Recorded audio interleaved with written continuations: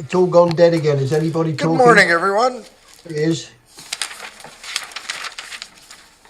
I'd like to welcome you all to the special Electoral Area Services Committee meeting of Thursday, December 14th. My name is Ian Morrison. I'd like to begin by acknowledging that the CVRD is on the unceded territories of the Cowichan, Malahat, Subasset, Halalt, Penelakut, Staminas, Layaxan, Pakwichan, Titi Dot, and Pachi Dot nations, whose people have walked gently here for thousands of years. I turn to Ms. Boyd for approval of the agenda, and I think we got some additions and changes and the like. So, Ms. Boyd. Thank you, Chair. So if we look to the recommendation, there will be a change in the recommendation of R1 when we get there. And there'll be new business from Director Nicholson as a motion. Any further new business I'm not aware of at this time. So may I have a motion to approve the agenda as amended? Moved and seconded. Any discussion? Seeing none, all in favor? Any opposed? Motion carries. Thank you, Chair. I don't see anyone in the gallery for public input period, so we'll just expedite it up to reports. R1, report from the Finance Division regarding 2024 Electoral Area Supplemental Requests. Some introductory remarks, Ms. Bowen. So before you is the report listing all the supplementals for the electoral area services. You'll note that there are two that kind of split between electoral area and a regional service, which is the 279, 280. Those are your last two in the listing. And out of all of them, the total requisition for all of them, if you approve them today, is going to increase everything by $257,410 if you approved all the supplementals as they sit right now. Director Martman. Would you have a equivalent percentage to that amount? Like, what would that mean in requisition increase? Through the chair to Director Martman. No, I do not have that at that time. And I won't be doing calculations on the fly just because I don't have anybody to help verify my numbers with me, and I don't want to give any wrong information out. And I'm going to suggest for the purposes of this meeting, and I think, Director Wilson.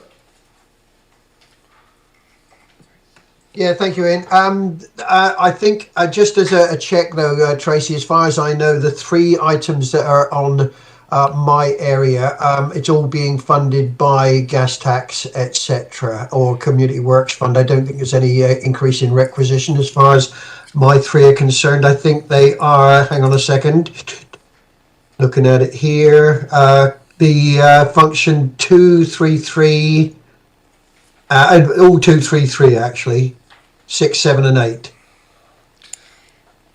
Might I suggest we're going to go through each of them, and I think the majority of these items are funded through various means beyond requisition. That's the word.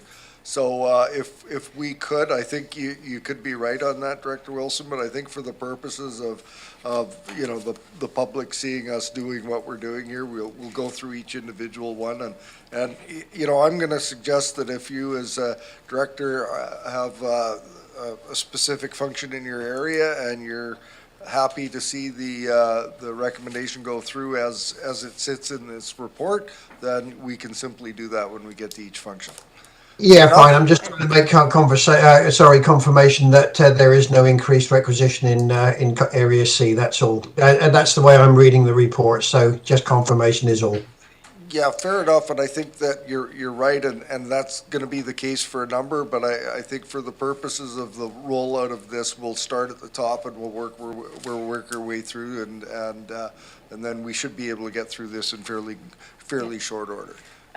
Through the chair to through the chair to Director Wilson, there are a few that have very small minimal amounts in Area C. They're very, very tiny to do with operations after the project has gone in. Excellent. Any other comments, questions before we get underway? Director Deck, anything from you? Okay. She's waved off. I'm not sure whether we need you to stand there. I think we can probably manage our way through. Let's first go to function 231. Mill Bay Wharf phased repairs. Who will, let's go to that. That's 231. That's Director Segal's. And just pulling it up. Mr. Dias, what do you got for us? Mr. Chair, we have two supplementals for function 231. The first one being the Mill Bay Wharf phased repairs. That is intended to be funded from capital reserves. And the second supplemental that we have is addition to the Mill Springs Community Pathways. And so that is being proposed as a requisition increase with a transfer to reserves of the 35,000 so that the project could proceed in 2025. Okay, hang on. I'm just trying to pull something up here. There we go. So we'll deal with number one first. Director Segal, do you have any recommendations, suggestions around Mill Bay Wharf phased repairs? Yeah, I have some questions, I guess. So I know that there was an assessment of the wharf in 2017 that made a recommendation of a number of improvements, and this is part of that. So I went down and walked the wharf, and so it's hard because I kind of feel like the handrails and the boards seem really solid. Some of the boards have obviously been replaced, and so I guess I'm wondering about the plan would be to replace all the boards and all the handrails, or is there a way to proceed in an as-needed basis? Through you, Chair, to Director Segal, the intent is to use the money as far as it'll go. When we put items in the budget that have sort of been put to us via a conditional assessment, they are projected to be at the end of their lifespan in, say, in this case, in 2024. We will try to be ahead of the curve in local government and not wait for things to fail until we replace them, maybe like we might do at home if we're on a stricter budget. In this case, asset management requires us to be proactive and replace prior to the very, very last minute of useful life. So the proposed dollars here, we're hoping will stretch as far as replacing everything, as far as deck boards Yep. and railings go. Follow up? Go ahead. Yep. So I guess my question is it's two parts. So is it possible to delay the wharf phased repairs? And if we did, could that capital reserve be used for the Mill Springs pathway development, or is that not an option? It's a risk. Yeah. We're as staff, we're here to bring forward the condition of your assets, and is it going to catastrophically fail between now and next year? No. However, we would want to see it not fall too far down the line, because it is wood, and it is we've been told it's at the end of its lifespan. So if it doesn't happen in 2024, you're going to see staff bringing it back in 2025. And in the meantime, we will monitor and replace the odd board as we need to out of the operating budget. Oh, I have another question. Go ahead. And so if we were to put off the Mill Springs pathway development for a year, I'm just trying to find a balance. So maybe we don't have to increase requisition, but I guess I'm not sure where that development is at. I think the well license has been approved, so maybe it is going forward. I know it's important to put in the paths for the development, but is there wiggle room in that timeline? Through you, Mr. Chair, to Director Segal, the section of trail being proposed is already in behind an existing development on Blair Gowery. Oh, okay. So, we're essentially, by increasing the requisition, you're going to do the same, or put money away next year as well, and then you'll have the necessary funds to build it. It's sort of been on the sort of the trail plan for that development, and then once the new developments come online as well, or the new phases rather, there will be more opportunity to build trail, or more requests for building in behind those developments, but just to clarify, this section we propose is behind an existing development. Right, okay. And are these two the highest priority of supplements? Yeah, Yep, Mr. Chair, through to Director Segal, when we met with your Park Commission, these were identified. Staff are always going to put asset replacement and upgrade at the top of the list as far as priorities go. After that, we consult with park commissions and determine the needs of the community. This one's been on the books for a few years and sort of just keeps getting pushed down the line.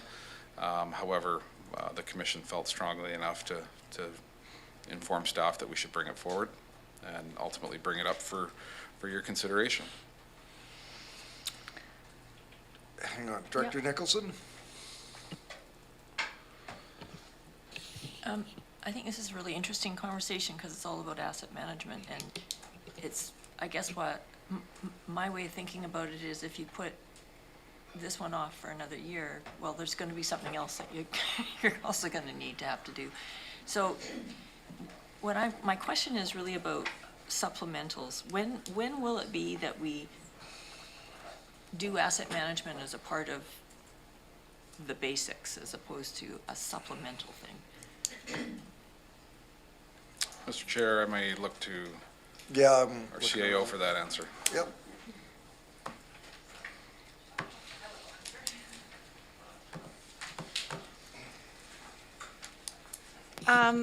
So I think we've provided an asset management presentation to committee, and we've talked about the fact that we still need to update condition assessments and kind of roll out the full breadth of the program. And so, like we mentioned in the previous presentations to committee, the exercise needs to turn it next into a financial exercise, which will involve us setting some policy. A lot of these functions are very, very small, and the challenge is that we need to set some reserve goals, which are tied to our asset management program, which will involve increasing requisition for all of the functions incrementally on a agreed-to financial strategy. So that is kind of, sorry, the exercise that staff need to go into next is helping guide through that financial exercise, because agreeably, you can't just continuously, go in this cycle of having asset management be proposed without it being put in context. I don't know if that answers your question, but we are actively moving forwards next year with implementing the full breadth of the program. Okay, so And Barbara may have more comments about that, but Follow up? will that be in place for next budget cycle? Barbara can answer that in a little bit more detail. I'll step aside. Thanks through the chair to the director. So I can't say for sure. So there's different pieces of it. So one piece is making sure all our asset categories have associated reserve and a financial outlook for contribution to the reserve to replace the asset. I don't know that all of that work will be done next year. The other piece of it is just how we present it in budget. So right now, necessarily, and partly because of the habit with which we get the board to set a mandate around operating, core operating, asset is always supplemental because it's not core operating in terms of how the board would like to manage requisition around core operate, like tax increase around core operating, right? So I think what I've been hearing from the board lately is that it would be useful for the board and for taxpayers to understand that this is the general increase that's happening for operating costs and inflation, and this is the increase that's associated specifically with asset management and asset replacement. And so I think that we may have a window of opportunity this spring to look at how we divide supplementals, and maybe we categorize them or something as these are the asset management supplementals, and so that it's clear to taxpayers and it's clear to the committee and to the board that this is it's not really an extra or a new service, but it's a category of spending and investing in future spending that we can group together and treat together instead of having them mixed in with some other supplementals, which might be, new additions or new services or new staffing or that kind of thing. So it's really just about categorizing, and we may have an opportunity in the spring to talk about that, so. Yeah. That's part of the exercise too, is just setting up the mechanics. Yeah, so we do have a lot of, I've mentioned this before, I think, but we have actually been doing asset management for many, many years, and we have a number of capital reserves, and that's exactly what they're for. And so, and then there's a number of functions that just don't have a reserve established. And so that's the activity I'm not sure we will entirely complete next year, is having a reserve established for every single capital asset. We will probably make some progress on it, but it won't be probably complete. So, yeah. Is that what you wanted to express? Yeah. Thank you. And on that point, and I see where Director Nicholson's going, at least I think I do, because I've seen how this has been presented in budget by, this is years ago, and where there's core, and then there's a whole section in budget reporting that's asset management. And so you've got your core number, you've got your asset management, and essentially supplementals are new initiatives that are above and beyond. And now this was done in a municipal budgeting context. I don't know how you do it in 180 budgets, but I'm sure there's some smart software developers out there that are working on how to do that, and there's different ways to present that. I'm looking forward to the day when we've got that as well. Mr. Chair, just one point to be made, though. We presented what our infrastructure deficit looked like, and I think the choices that we have to move into are going to be, do we want to add additional assets? Do we want to add additional anything? Or do we want to redeploy those resources to filling the deficit? And that's the transition that we need to make in future budgets. And the way it's presented here is very consistent with how it has been in the past. But I think that's kind of one of the final points I'd like to make, is that we're going to have to make some probably transition to making some more directed choices towards focusing on asset management. And it's going to be expensive. Director Nicholson? Well, just to reiterate, I mean, the problem is very few of our budgets reflect the actual cost of doing business.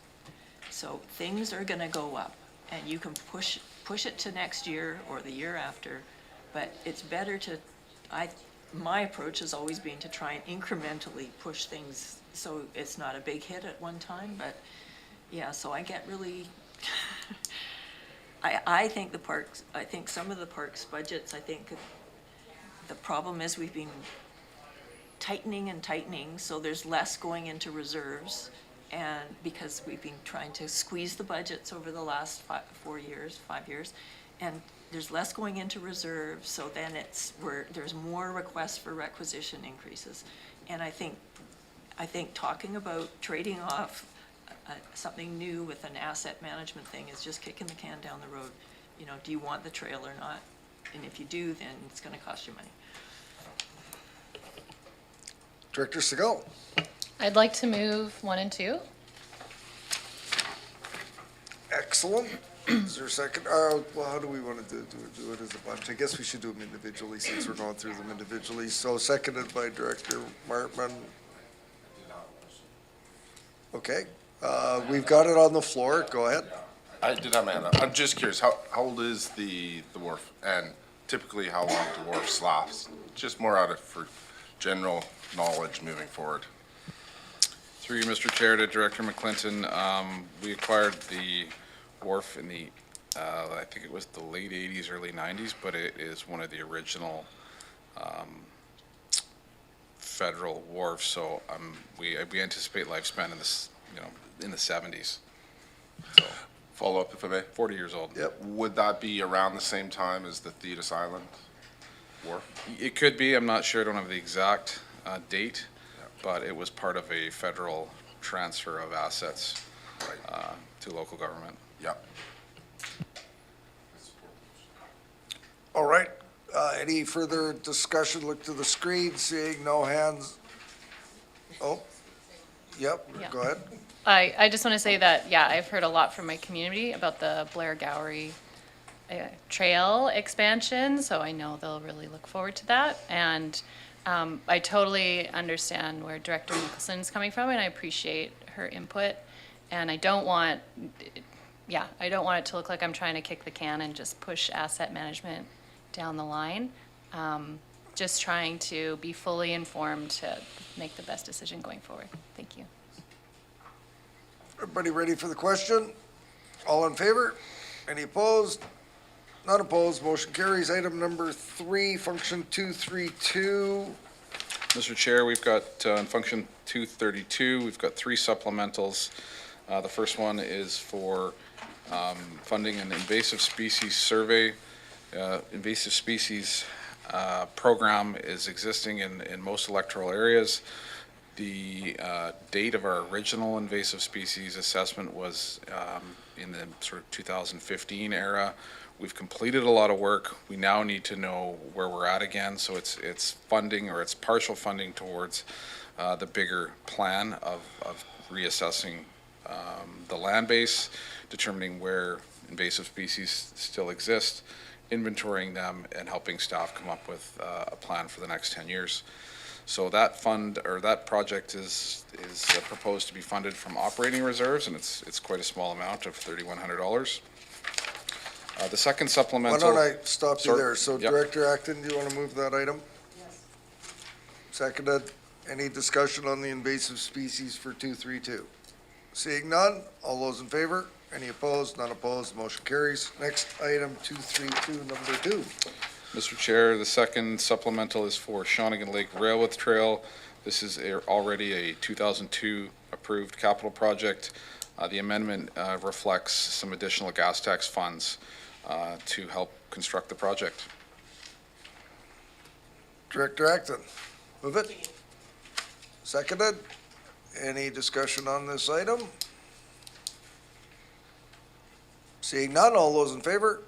Any opposed? None opposed, motion carries. Next item.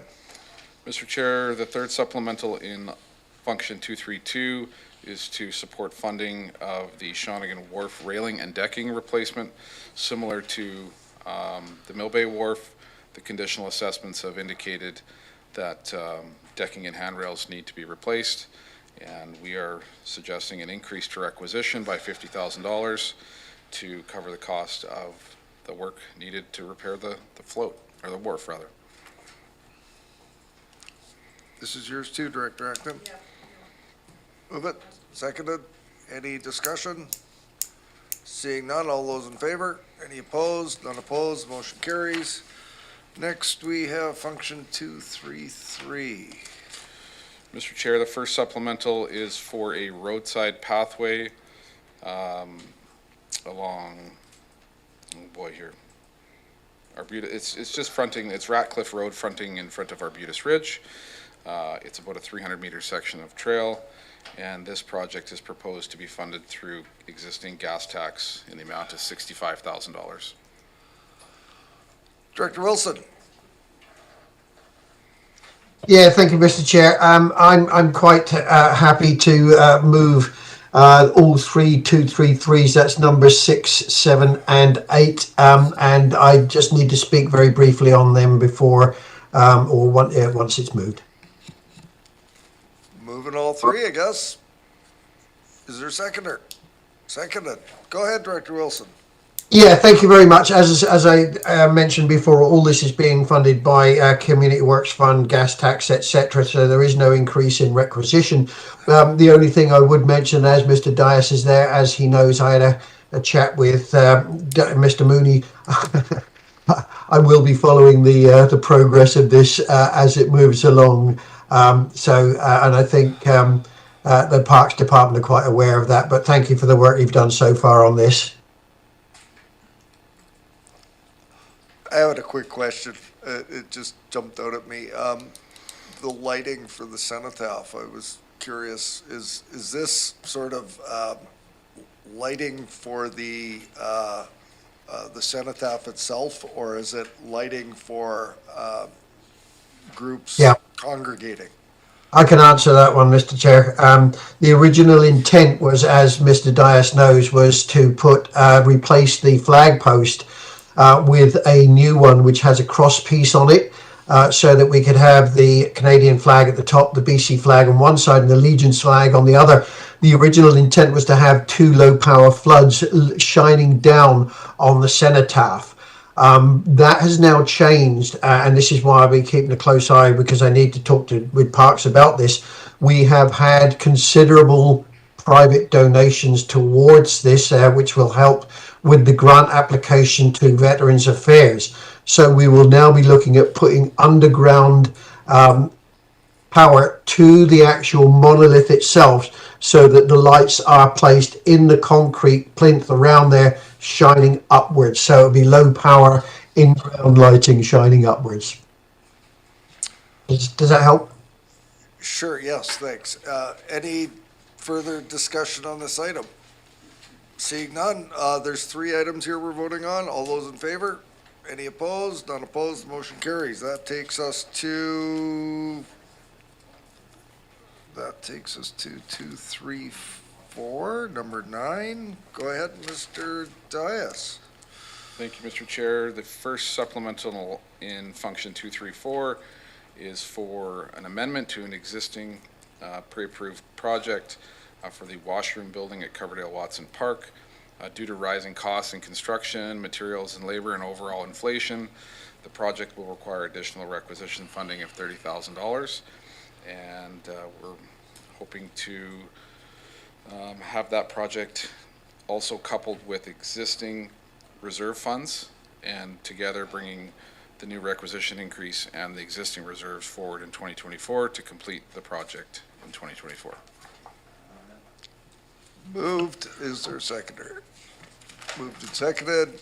Director Abbott. Thank you, Chair. Staff, Mr. Dias, I wonder, how did we get sewage connections for Cloverdale? I believe we had one existing for the park, so that would be something that, we've just been sitting dormant on, basically, and just haven't used. So it's heading all the way to Jubb? I believe so, yes. Okay, thanks. Director Wilson, your hand's up. Do you have a comment? Nope. Okay, any further discussion on the first item in 234? Seeing none, all in favor? Any opposed? Motion carries.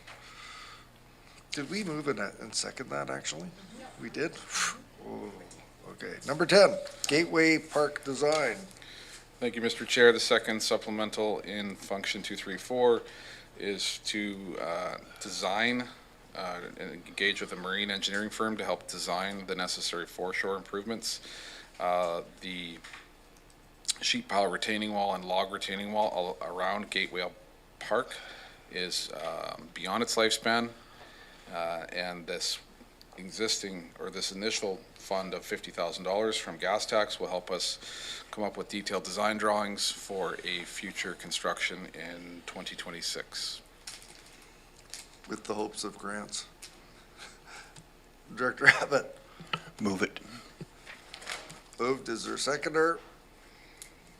Moved and seconded. Any discussion? Seeing none, all those in favor? Any opposed? None opposed, the motion carries. Next item in 234. Thank you, Mr. Chair. The third and final supplemental in function 234 is to an amendment to an existing project for the Wessex Ravine Park Community Pathway. An additional $47,685 in gas tax is proposed to be added to the existing project for work to be completed in 2024. I so move. Is there a seconder? Moved and seconded. Any discussion on the last item in 234, number 11? Seeing none, all those in favor? Any opposed? None opposed, motion carries. Number 12, function 235, roadside pathway. Thank you, Mr. Chair. The supplemental in Electoral Area E, function 235, is again an amendment to an existing project, the Area E roadside pathway. An additional $117,222 in gas tax has been proposed to be added to the existing project in anticipation of a 2024 or early 2025 construction. Turn to the director. I'll move it, and if I have a seconder, I'd like to ask a question. Moved and seconded, please go ahead. So I am really interested and hopeful that we can do a grant application on an active transportation grant application, particularly if we could arrange to have it in conjunction with Cowichan Tribes. Is that possible?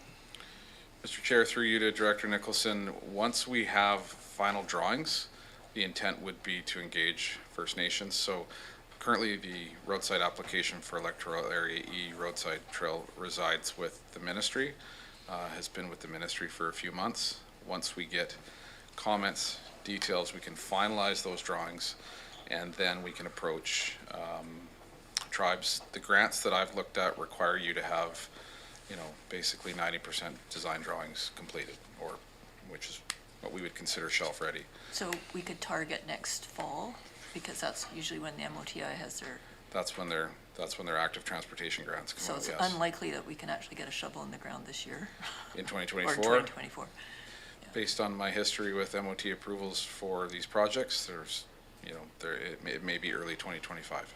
Okay, thank you. Any further, Director Wilson? Yeah, thank you, Mr. Chair. Interesting conversation, and I'm glad you brought this up, Director Nicholson. Mr. Dias, any chance that I can get some grant money for my roadside path, please? I'm reaching in my pockets right now, and I don't see any in the left or the right pocket, but staff are happy. Is it a possibility, though? Yeah, just asking here, because this is only just start-up money more than anything. Yeah, with respect to the project on Ratcliffe Road, we will be using that money to proceed to design, and so the same principle would apply. Once we have detailed design drawings in place, we'll be in a position to potentially apply for those active transportation grants. Brilliant. Thank you very much. Thank you, Director Nicholson. Just a quick question on that before we proceed. So, but are we not sometimes handcuffed by stacking rules on various grants and the likes? And can you give us a quick 101 on how that works? Mr. Chair, every grant is different. We've been able to clarify that gas tax is eligible to be stacked onto other grants. There was a time where we didn't know or have clarity on whether or not that was possible. So the good news is the gas tax we have can be used to fund our portion of most of the grants that we seem to be looking at these days. Excellent. Director Martman.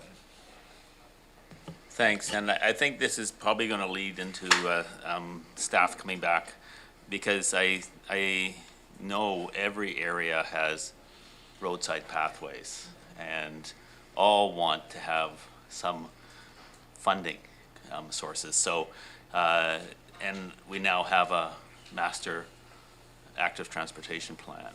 So I'm wondering how that will inform decision-making for grants and where they get applied. Mr. Dias.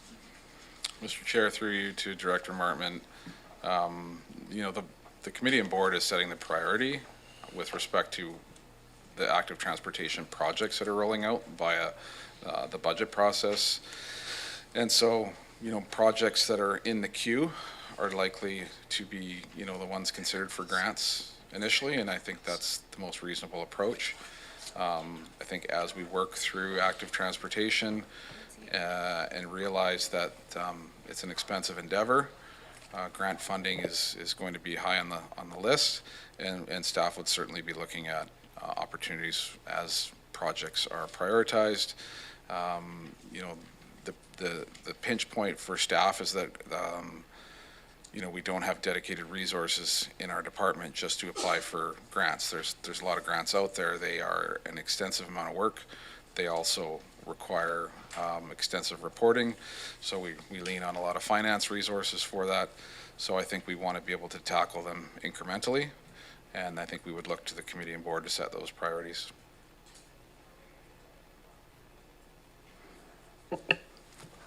Director Wilson, your hand's still up. Alrighty, any further discussion on roadside pathways for 235? Seeing none, all in favor? Any opposed? None opposed, the motion carries. I'm next up at 236, and I'm really glad we've got our engineering folks in the room, because I'm really having second thoughts about this one. It's just come to my attention that as a result of can I announce that we've got the GARP study back? Oops. Go ahead, Mr. Etherington. So what Ian's discussing is the Missachi Lake water system with the recent addition of hypochlorite for disinfection purposes. Island Health has just finished the GARP assessment, which is groundwater at risk of pathogens. And it looks like we're gonna have to spend a significant amount of money in a small water system in order to come into compliance.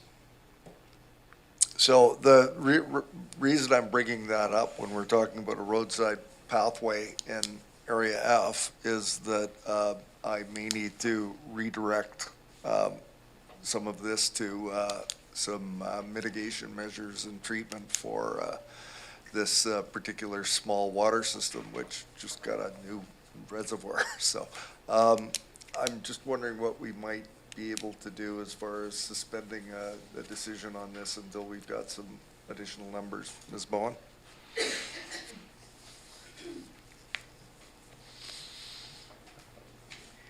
Through to the chair. You can just have this one pulled, and then we have time in January. You can bring it back to the January budget meetings, and then that way it gives staff a bit more time, because there's going to be two other ones on here that we're going to do the same to, and that gives staff more time to get more information for you to bring back as a supplemental. So could I have someone move that this item be put forward to the next meeting? Moved, seconded. Any further discussion? Seeing none, all in favor? Any opposed? None opposed, motion carries. Next, 236 item, Little Beach Park enhancement. Mr. Dias. Mr. Chair, the following is a new supplemental for function 236. As the committee knows, the property was acquired in 2023 in an as-is condition. Little Beach has got extensive erosion and some upland mitigation measures that are required, so we are proposing $50,000 as a phase one for improvements utilizing gas tax.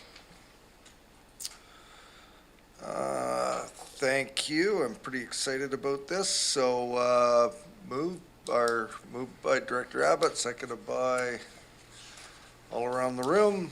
Any further discussion? Seeing none, all those in favor? Any opposed? None opposed, the motion carries. Next item is function 238 North Oyster Roadside Pathway. I'm assuming that's in your area. Director Martman. I would move the recommendation, thank you. Moved and seconded. Any discussion? Seeing none, all those in favor? Any opposed? None opposed, the motion carries. Okay, we got a 279 coming up. Parks and Trails, Mr. Dias, you know which one this one is? This is an addition to our agenda. And was it the one that's been handed out? Yes. Everyone should have a piece of paper that's got something on it. Mid-sized truck replacement. Mr. Chair, this supplemental before you is for replacement of an existing Parks fleet vehicle, proposed to be funded from operating reserves. Right. We got a mover and a seconder. Any further discussion on that item?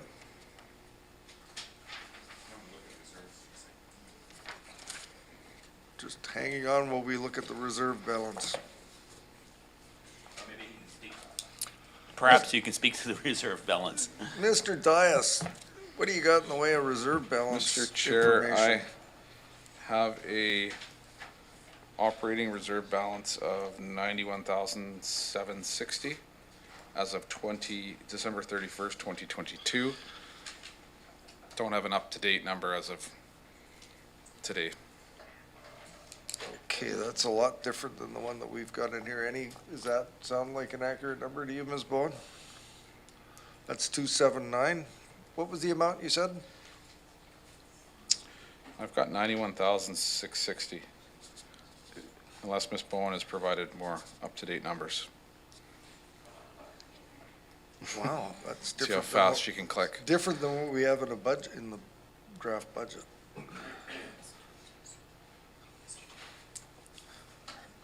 Well, it's being looked up. Director McClinton.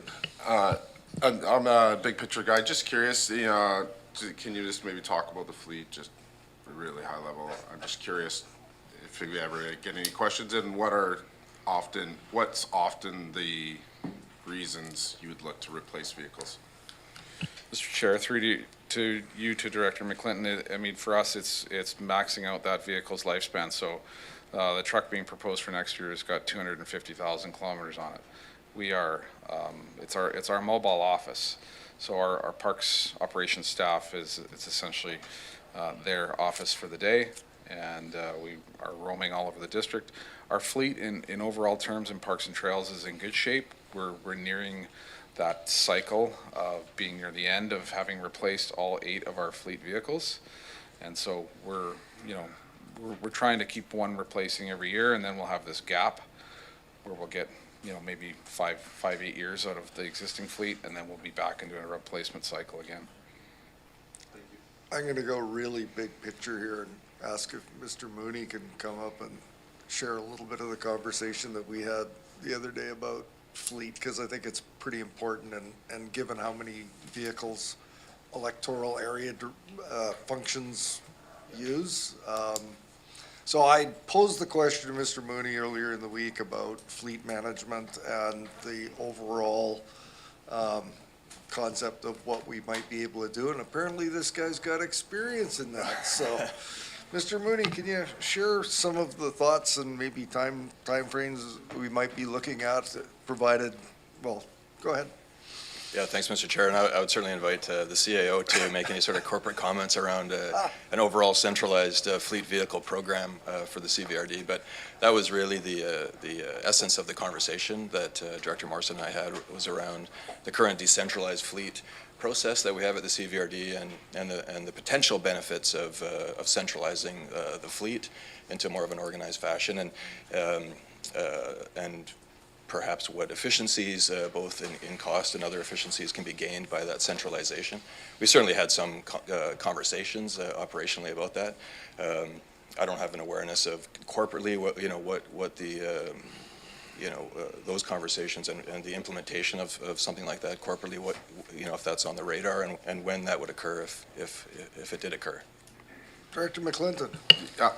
Just a follow-up, sounds like a no-brainer to me. I'm curious, just maybe like a two-part, what's the total number of our vehicles at the CVRD? And I would imagine in your experience, when you've centralized it, you could probably solicit some significant discounts with a dealer if you're looking at an entire fleet. That might be an unfair question to pose of him, because I don't know that he would have, or anyone would have the answer to that. Feel free to answer or not answer. Yeah, through the chair to the director. I'm not aware of the overall number of fleet vehicles at the CVRD, but initial conversations in my experience around right fitting, right sizing, leasing versus purchasing. Electrification, benefits, efficiencies of electrification, all of these elements sort of go into those conversations, and then, centralized booking, and just maximization of the use, and then the tracking of the data all adds to those efficiencies that can be gained as you explore and work through those processes. Yeah. Thank you. And part of my rationale for bringing up the question is, and as you attend more UBCMs and FCMs and the likes, you'll see other jurisdictions that have implemented fleet management programs and have seen, decent savings as a result. We're not there yet, and I think we're pretty happy with the decentralized approach that staff have done in managing in their own departments, but still there could be savings, so. Yeah. Ms. Bowen. Through the chair to Director McClinton. Yeah, it's not a number we'd have right off the top of our heads now, because every department has a certain amount. You have parks, you have utilities, outside operators, you have the rec centers, you have the fire departments. So all of those, trying to figure all the vehicles out to give you a number today, we'd have to compile that for you. No problem. Ms. Moen. Thank you. Through the chair, I just wanted to add that the fleet management discussion has been going at the senior management table for like a decade, and we've had no human resources to put towards it, because especially the initiation of it takes quite a bit of work. But we do have a supplemental, I believe, coming in this year's budget under asset management for an asset technician, and I think that person it's envisioned that person would take on some fleet management coordination, so, and get that program going, so. Yeah. Director McClinton. If I can provide a suggestion, when you bring that forward, possible ROI from other, what could those savings be? I think that would help justify that, yeah. Yeah, so we did start a process with one vendor just to kind of try and get a ballpark on that last year, but workloads didn't allow us to complete it. And it did become, it's a little bit tricky because there's some procurement rules around if you do that exercise with one vendor, then that vendor is at an advantage when you eventually go to market to actually shop a vendor for fleet management. So we just have to be a bit careful about it, but we certainly can come up with some numbers, absolutely. Yeah, I was just thinking there's possibly other regional districts that have done it and what their savings has been or something like that. Absolutely, yeah. Thank you. Just have one more thing to add. Mr. Chair, if I may, you're getting the whole crew up here. This is great. Great digression. I just wanted to make the point that in the previous iteration of your strategic plan, you did have develop a fleet management strategy, but it was aimed at transitioning to an electric fleet. We couldn't action that because of human resources. That is what Ms. Mohan just said. And it didn't work its way over into the new strategic plan either. It wasn't coming up as a main theme in our strategic planning discussions. So just for you to consider, if it's a strategic priority, that's just something to consider. It's not currently there. Correct. Thank you. Not to say staff aren't going to be doing some, with additional staff, if that is supported, we wouldn't be actioning it, but it's just that corporate priority isn't there any longer from the strategic plan. And it basically falls to us to resource the personnel to carry out the activity. Director Nicholson. Thanks. Well, just along this lines, I remember speaking to Mr. Boyson, I think his name was, who was, about this, because I had an interesting conversation with the City of Victoria people who have a green fleet strategy, and they were really interested in helping us on that front if we were so inclined. And I sent a bunch of things to him, and I will try and dig it up and send it to Mr. Mooney. But the other thing that I was really interested in was how could local governments on Vancouver Island kind of join forces, because everyone's in the same boat, and it seems like we could do a more collaborative kind of approach to vehicle purchases and stuff. Ms. Mohan. I think that it's worth responding to Director Nicholson on this. So yes, the initial involvement to try to get the fleet management going was myself and actually Mr. McDonald and Mr. Boyson. And when Mr. Boyson left, we lost significant momentum. And then Mr. Mooney didn't join us until October, but in the interim, we hired our new asset management manager. And it was sort of a structural decision that it's really an asset. Our fleet is an asset that needs to be managed under asset management. And so that's where we hope to rehome it. And that's, I think that all of the groundwork that was done on green fleet management will just simply transfer to that portfolio. I think that when staff was giving feedback on the draft corporate strategic plan, there is a focus on asset management in the corporate strategic plan. And as a result, fleet management and green fleet management is simply rolled under asset management, and that was sort of the approach we were hoping for. So. Director McClinton. I mean, I didn't want to go down this path, but I have to. That's a good one. Those two things are mutually exclusive in my mind. I have no problem with green vehicles and would encourage them, but in many cases, they're much more expensive and, especially if you're needing electric trucks. So I think, rolling the fleet into a centralized position is kind of one thing. Let's tackle that. And then if the green fleet makes sense, then look at that as well. So that would be my stance on that, right? Yeah. And back to the original question, what's the reserve fund and capital reserve fund balances on the function and discussion? Okay, through the chair. So there's the amount that Brian put on the bottom of the year over year is pulling out of the GL. And when we do up all the stuff, we go by the end of last year because there may be money that needs to be used, or so we try not to go with the full amount. So there is actually, the 179 is the actual GL balance at, so there is room in there. But the 91,000 that he's talking, that Ryan's talking about, it is a legit number at the end of December of 2022. We just don't always take the numbers in 2023 because money gets spent in and out, in and out. So we don't want to give like a number here and then 2 months later the number changes. So we know that that number is a valid number at the end of December. So there's enough money in order to fund this purchase? Yes. Did we have this moved and seconded? Vehicle discussions are always so much fun. I'll call the question. All in favor? Any opposed? None opposed, the motion carries. We're making good progress. That was a good little interlude. Do we want to refresh coffees or do we want to keep going? We want to refresh coffees. Okay.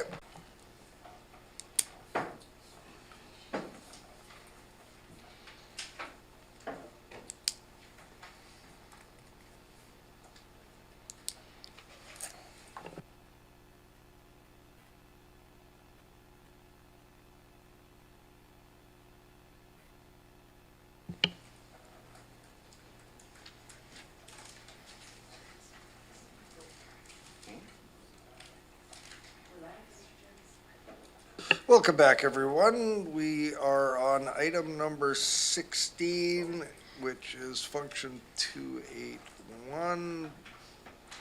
And Mr. Dias, please proceed. Thank you, Mr. Chair. The following supplemental for function 281 Bright Angel Park outlines the need for some service enhancements related to the Bright Angel Park Visitor Review and Capacity Assessment, for which a whole bunch of recommendations were brought forward. And the following items for 2024 are some signage, interpretive signage, and replacing sort of existing regulatory signage that's out of date, some wayfinding signage, and some trail mitigation work as well. This is proposed to be funded from an increase to requisition in the amount of $10,000. That's for participating For the- electoral areas. And we got a moved and seconded. We got a question from Director McClinton. Yeah, that was what I was curious on. This is a regional park that we're considering? And, or is this is out of the air? Go ahead, Mr. Dias. Okay, Bright Angel Park is funded by 5 electoral areas. okay, A, B, C, D, and E. thank you. And for those of you that are following along on your budget page, I think it tells you right at the very top who the participatings are and what their contribution is to the function. No, very top of 281 in the 2024 draft budget. So we've had this moved and seconded. Any discussion? Seeing none. All those in favor? Any opposed? None opposed. That motion carries. Function 320, building inspection vehicle. That's Mr. McDonald. Does that mean Mr. Dias is, oh no, he's not done yet. 320, building inspection. Oh, there's something in here. Back on the subject of vehicles. Yes. And replacement vehicles. So this is our most aging vehicle, so we're looking to just replace this one. And this would be funded completely out of capital reserve. So hang on just a moment. Will I pull it up? Wrong one.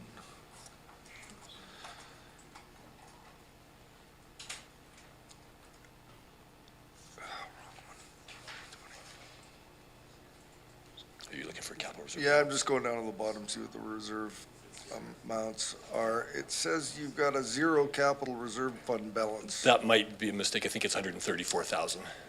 Okay, there's a fairly substantial operating reserve, according to this, of 836,060. Is there, can you remind us of the rules of, we're using operating to buy vehicles and capital to buy vehicles, I understand. Is there a differentiation between the two? So both can be used? Okay, and you're so you're recommending a capital even though we don't see a capital reserve fund balance? I think that might have because I'm showing capital.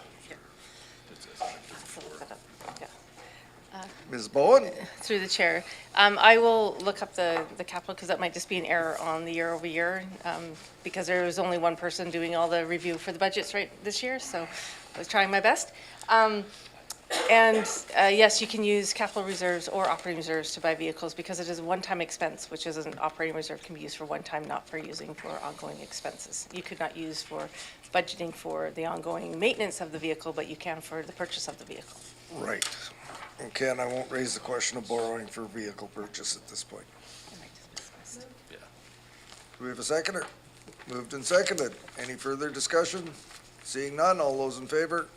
Any opposed? Not opposed, the motion carries. Next item, Ms. Boyd.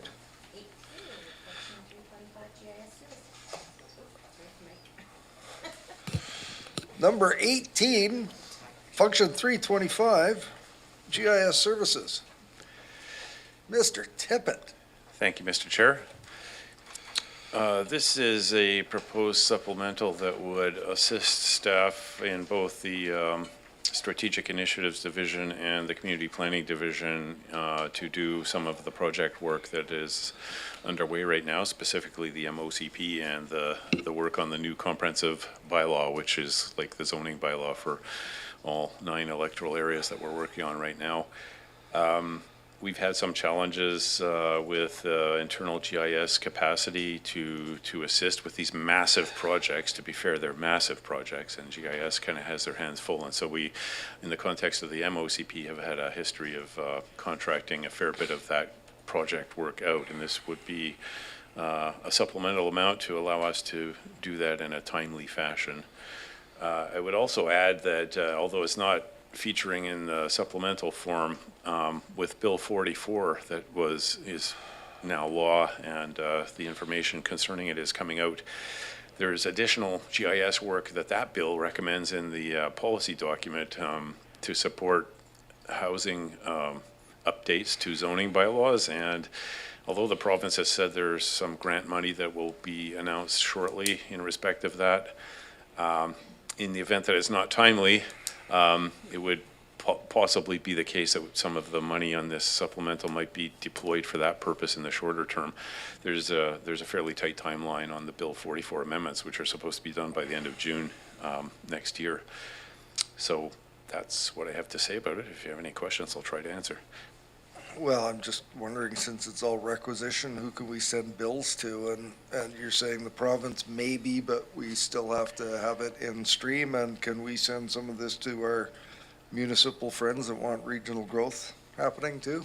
Because I imagine this is going to feed into a regional planning exercise. Well, I don't know. I mean, the specific supplemental before you is just with respect to the 2 projects that we're doing internally that are community planning, Function 325 projects. Some of the details around Bill 44 and, the population projections that need to be done in respect of that, whether that'll be done regionally or not, as was done last time, we're not sure yet. Again, the grant amounts are unknown, and I probably shouldn't have even brought it up. It was just because it's currently in the forefront of my brain, knowing that we have to deal with this. Really, we should just focus on the fact that it's OCP zoning to support the timely implementation of those 2 projects. I probably shouldn't have brought up regional growth strategy either. So, Director Wilson. Oh, my mic's been on all the time. Thank you, Mr. Chair. Yeah, I am actually a great believer in GIS and that kind of stuff, but I'm just wondering why, having spent a huge amount of money so far on the development of GIS, with somebody who's running that we need a separate allocation here, Mr. Tippett. It's a lot of money considering what we've already spent on GIS. I see Barb Mohan is Mohan's here, and coming she's to probably the better lectern. positioned to answer that than I, so I'll yield to her.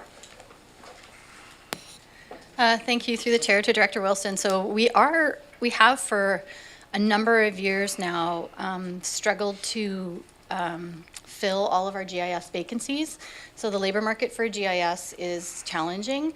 And so, yeah, we currently have 2 vacancies. We've had 2 vacancies for maybe 3 or 4 years now that it's been really challenging to fill them. So, Okay, yeah, that, sorry, Bob, can I just interrupt you? So this is for personnel, and that's why Yeah. I get a bit confused here, where I see resources. Perhaps that's the politically correct word for using it nowadays, but this is for people, right?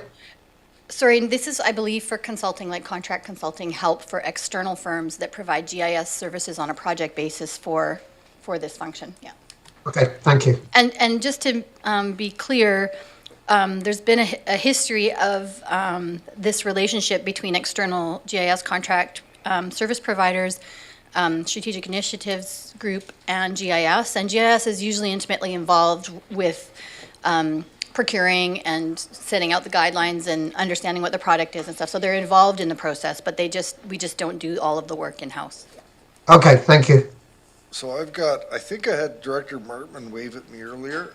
So I've got Martman, McClinton, Abbott, and Acton. Director Martman, go ahead.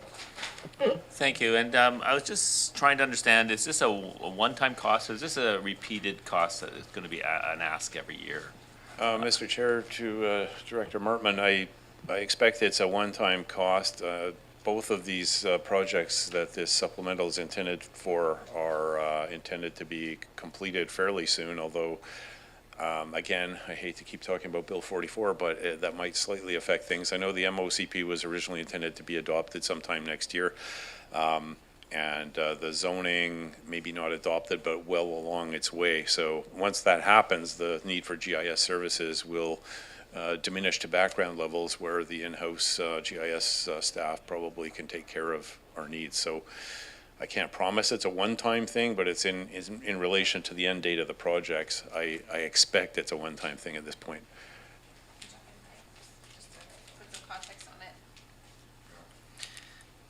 Hi. No, I just wanted to suggest, just to highlight again back to your strategic priorities. So keep in mind that the things that are put in front of you, staff have been very mindful of what you've prioritized in your strategic plan, and the OCP project, those projects are top of the list. And so you're not seeing things come forward here that aren't your highest priority objectives. So just wanted to tie it back to that document. And I know it sounds like additional services, but again, it's to make sure we're meeting the timelines you've asked us to meet for those projects. Follow-up, Director Martman? Yes, just like to have the thoughts behind going to requisition versus using operating reserves, if this is a sort of expected to be a one-time. Mr. Chair, to Director Martman, I think the challenge is the operating reserves, as I understand it, although maybe Tracy can help me with this, are kind of at or perhaps even slightly below the minimum 2-month level, and that means that we really should try to refrain from using operating reserves in this case, but it looks like Tracy wishes to say something. Yeah, I was just looking at the numbers too, so Ms. Bowen. Through the chair to Director Martman, last year there was a supplemental that was put forward to put for the next 3 years, having funds out of their operating reserves. So that is already all committed. So it's committed up until 2025. So that it's dwindling there very fast. Yeah. So one of the things that our sheets don't tell us are what the minimum maximums are in our operating reserve, and according to the budget, the draft budget, we're at 222,000 of uncommitted, just for information purposes. Director McClinton next. Yeah, thank you, Chair. I have a bunch of questions, but I think they're appropriate for offline. I get my specific question is, so if those staffing positions were filled, those two staffing, and perhaps this is a question for Ms. Mohan, are those staffing positions funded? And if they were filled, would those staff be able to handle this workload? Thank you. Through the chair to Director McClinton. If those positions were filled, there is a portion of the workload that would be able to be done by internal staff. So it's likely that some of the work may, for reasons of its level or complexity, might still have to be done by an outside firm, but a portion would be able to be done in-house. And sorry, what was the other question about? And is there budget for those two positions? Yeah. Yes, there is budget for those two positions, yeah. Thank you. Director Abbott. Thank you, Chair. Just a curiosity, why are the participating areas for D, G, and H called Code Z? Why do we have that? Ms. Bowen? I think it has to do with excluding Thetis. But, yeah. I don't want to pay for it. Ms. Bowen? Yeah, through the chair to Director Abbott, I have to get the exact wording, but it has to do with the Islands Trust and it's excluded from there. So because the assessment has all of them in it, so then they have to create another one that excludes it specifically 4325. It's a unique one, and I always have to remember when doing the requisition spreadsheet to get that specific one from a special place. So those areas are included because we have trust islands in our area? I have to look, yeah. It's it's a weird little combination. Yeah, I think I can assist a little bit too. So the Islands Trust does its own community planning, so Function 325 doesn't apply to the Islands Trust, and so that's the reason for it. They do their own assessment for planning services through the province, I guess. So yeah, that probably explains the existence of the code. Director Acton? Yeah, like my thinking was going along the lines of Director McClinton's too, of like, I'm having a bit of cognitive dissonance with this. Like, we have 2 employees that we're funding for a couple of years now, we're not filling it.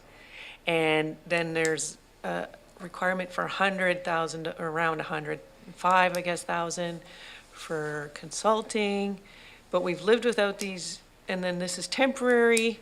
And then I hear that if those positions were filled, they would maybe do some of the work, but not all of it.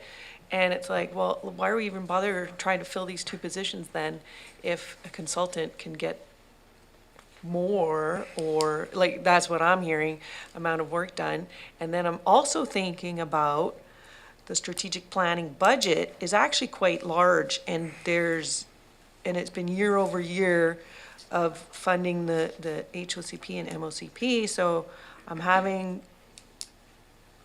a hard time with one of our strongest roles here is to approve the budget, and we've already approved some funding for that.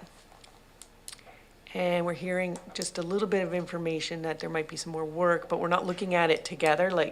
So I'm really struggling with this one because it is requisition 2. And if there's this 2 employees with being funded through it, there should be lots of reserves, because the employees person costs more than that. So anyway, Ms. Moran, that's help. where I'm at. Thank you, through the chair to Director Acton. Yeah, it is a little bit complicated. So the 2 vacant positions in GIS, it's not that we don't want to fill them, it's that we've been actively trying to fill them for years. And sometimes we don't get applicants, or we make job offers and the applicants take other jobs before they get to us, or they work for us for a very short time and then they move to another organization. So there's just a lot of turnover in those 2 positions. We've also lost GIS technicians to other internal roles at the CVRD, people who've moved to different divisions and departments. So it's not that we're not trying desperately to fill those roles, it's that it's very difficult to do so. The GIS services, the lion's share of GIS services are paid for, and the lion's share of support goes to land use planning services. But other areas of the organization also rely on GIS services, including environment, emergency management, and a number of others. So the technicians and GIS staff that we have in-house, they provide a range of services. And so what's been happening is that because we've had these vacant positions, not just land use services, but other divisions and departments of the CVRD have been suffering without adequate GIS support for some time. And that's also leading to backlogs, so backlogs, requests, et cetera. So we anticipate that if we can fill those positions, that our basic service levels to the organizations will be restored. But there's always going to be, across the organization, special projects or very complex projects, and that going externally for support on those projects is not necessarily a new activity. It's just a little bit exacerbated right now by those vacancies. So. Okay, so I'm going to try and throw something out there to see what the appetite is of the committee. I'm sort of struck in that this is a full-time equivalent. Do we want to look at cushioning the blow with some use of operating reserve, maybe not the full amount, What are the thoughts? We've got, according to this number, and I don't want to challenge it, but it says there's a couple $100,000 in there. It was fairly robust 2 years ago. So I just looked to committee, the $100,000 ask is a bit much. It sounds like it's needed. We don't want to slow down the project. And I think we should allow staff to continue with the recruitment for the GIS position. So I'll go to Director Acton. Thank you. I will always support using reserve. I've been here through COVID, and we didn't even use reserves during COVID when things got, like, we've never really tapped into our reserves as after the budget. So I'm in full support of any amount through reserves. Director Segal. I guess it's just a bit of a comment based on what Ms. Mohan was sharing about this struggle to fill positions, and I feel like that's representative of the labor shortage that's being experienced across the board, and I think that calls on us to kind of require a rethink in the way that we do things, and like maybe contracting this kind of work out is maybe the only way forward if we've been trying to fill the positions for 2 years and it's just not happening. So it's just a comment of just kind of, I don't know, global observation of the struggles around labor. Director McClinton. I would support a motion of using 50% reserves and 50% requisition if that. Okay, so we've got a moved and seconded, and we've got Director Nicholson and Martman. Director Nicholson, go ahead. Well, could someone, Mr. Chair, I've had my hand up for a while. Sorry, I'll tell you what, we'll hear from Director Nicholson, then we'll go to you next. I would just like to know what the upper and lower part, operating reserve policy, number should be according to our policy. Ms. Mohan, or Mr. Tippett. Go ahead. No. Yeah. I don't have the Ms. numbers Bowen. at the tip of my tongue here, but I believe the lower number is like the 2-month amount. Oh, yeah. Thank you. I can't read with my glasses. It's, the uppers, minimum is 449 and maximum is 8. Yeah, 449 to 8. Now, so as you can see, we're a little below, well, a fair bit below the minimum. The one potentially mitigating factor is we've run the numbers on this year, and we may end up adding a considerable amount back to operating reserve at the end of the year, but that, you know, that's not the kind of thing you can bank on for sure. I think that we're not supposed to think about surplus at the end of this year. I know, that's why I reluctantly mentioned Yeah, it. you should have reluctantly said that. I go to Director Wilson.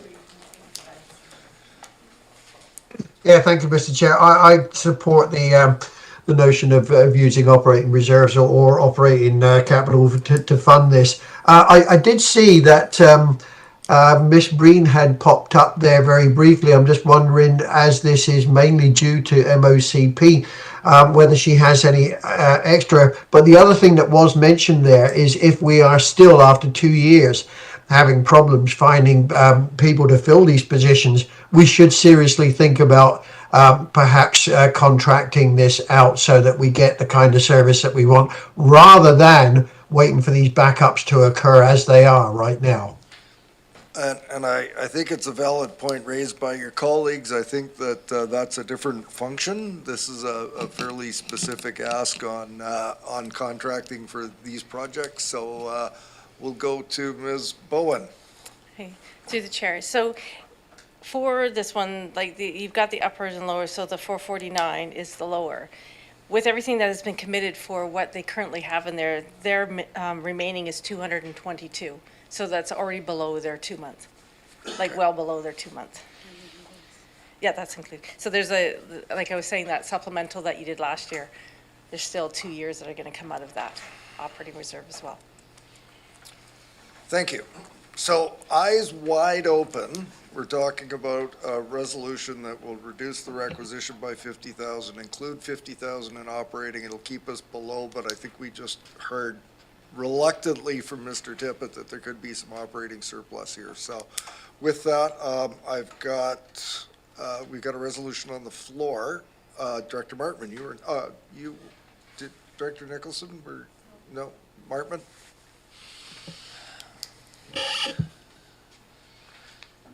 So when I sit here, I think we all understand the minimums.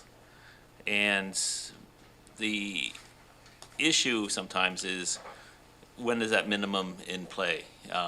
Because it's based on information that we have at the end of 2022, and there may be some changes down the road. But what are we going to work from? Work from a maybe, or work from what we understand of today?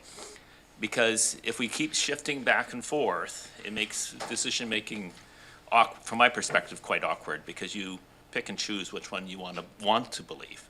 I haven't heard a compelling reason that we should go below minimum. And that's what I'm looking for, is something that would say, hey, there's a real reason we need to do this. If we have a surplus next year, and I guess the other piece is, this is not one of the functions that I want to see at risk. And I think strategically, we don't want to see it at risk either. And I'm not sure what the ramifications are if our minimums are well below what they should be. And the maybe is, maybe they won't be, but that's not what I understand right now. So I wouldn't be in favor of this. I think it's, I'm hoping that these reserves will build quickly, because we don't have staff filled, but we need to get these back up to minimum, from my perspective. So I wouldn't be in favor of this, thanks. So if I could have an explanation, this is not the GIS function, though, that we're talking about. So it's, I'm almost tempted to, as a resolution in conjunction with this, but I don't think it's necessary. Put a resolution on the floor that says that we, fully acknowledge and waive the minimum, or that we're acknowledging that we're going below the minimum 2 month, but I don't think that's a requirement. It's a policy. So I'm going to test the house. Do you need something further? Go ahead, Director McClinton. I think this is a question for the chair. I would possibly add, can we put a stipulation if there is a surplus? Can we no, we can't put a stipulation on, okay. We will have more information in the new year. And I we can don't know adjust. that we'll have surplus information, because that's just a big ask for an under-resourced department at this point. But I think we're looking at this eyes wide open. We're going below the minimum. We're already below the minimum, but we're attempting to reduce requisition, and we got more supplementals to do. So I'm going to test the house. Something new to add? Well, we pulled one earlier, and I'm wondering if that's something that would be considered here. I'm not saying, I guess, I would only pull it if we would have a better capability of making a decision. So I'm just wondering if pulling it is an option and it's always an option, but would it help? I don't think we're going to have new Probably not, information that will but help. yes. So, Ms. Bowen? Through the chair to Director Martman, we would not have numbers done by the adoption date at the end of February. In January, we're still compiling and getting information from everybody to get the final run of all the payments in, and then February is when we work on everything to get ready for the audit. So we wouldn't have numbers until well into March, if that. Okay, everyone, I'm going to test the house. Oh, Director Nicholson, something new to add? No, but I have a question. Okay. If I can. I'd like to know from staff, what are sort of the range of things that we have been using operating reserves for in this particular service function? Mr. Tippett. Mr. Chair, to Director Nicholson, I think in previous years, well, Tracy already mentioned the fact that there was, I think, a 3-year commitment a couple of years ago for $150,000 a year to keep going on the, excuse me, the MOCP, and we're in the second of those years coming up. So we've been, tapping into it to do things like that. I think there are, from previous budget years, examples of other supplementals that were approved besides the one I just mentioned, and off the top of my head, I can't remember what they are. But I don't know, did you have a specific question in relation to a particular example of that, or? Well, I guess I know that when we have operating reserves for unexpected projects, that one-off type things, and apart from sort of the general work of MOCP and zoning construction, I'm wondering if there's other things that we might anticipate come up next year that we didn't expect and might need reserves for in the future. Okay, yeah, Mr. Chair, I would say, I already mentioned Bill 44. Again, the province has told us that we have a certain timeline to not only amend zoning by June, but by the end of 2025 have OCP updates done again with 20-year new population projections that involve very complex GIS methodology, which are part of the policy guide, in case you want to read it for yourself, that the province produced last week. That's maybe an example where we might need to deploy some reserves, to get some of the OCP work in respect to Bill 44 done. We're hoping that we'll get sufficient grant money from the province to cover most of those costs, but that might be one example. I'm going to call the question. Everyone's clear on what the resolution is. Director Wilson, you've had your hand up for a long time. Did you want to speak, or was it just up there inadvertently?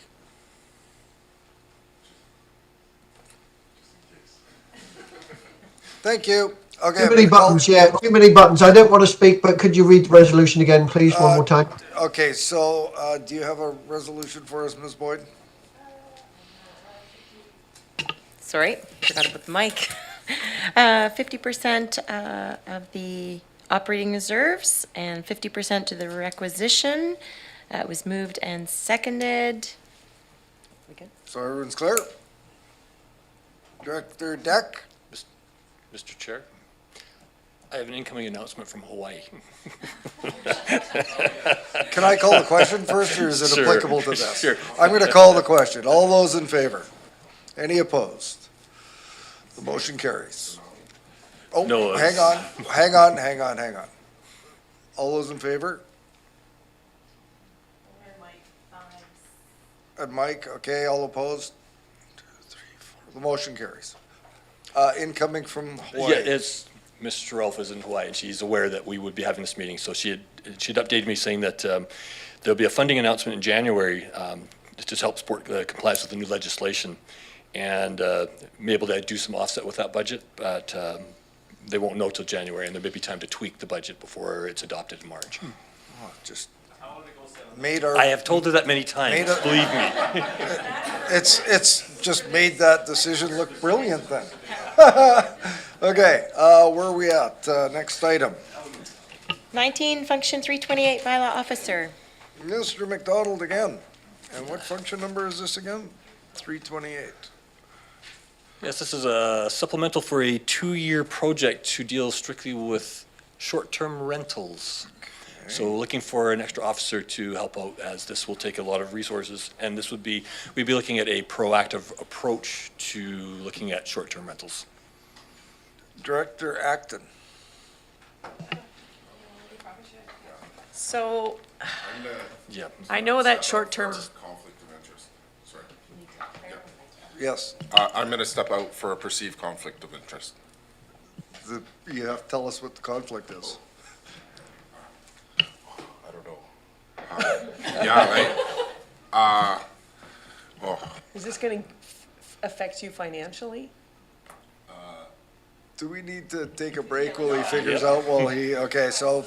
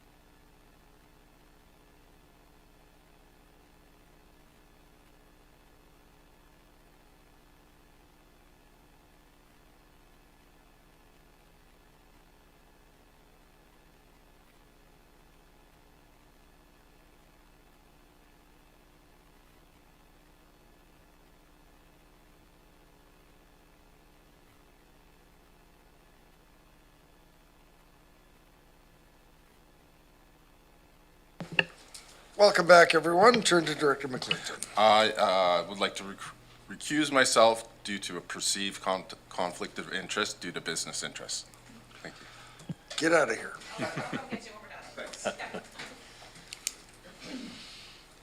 Mr. McDonald, what do you got? Function 325, I will start. 328?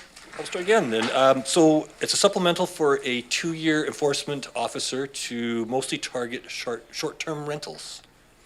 This would be all paid out of operating reserve, so there would be no effect on requisition. All right.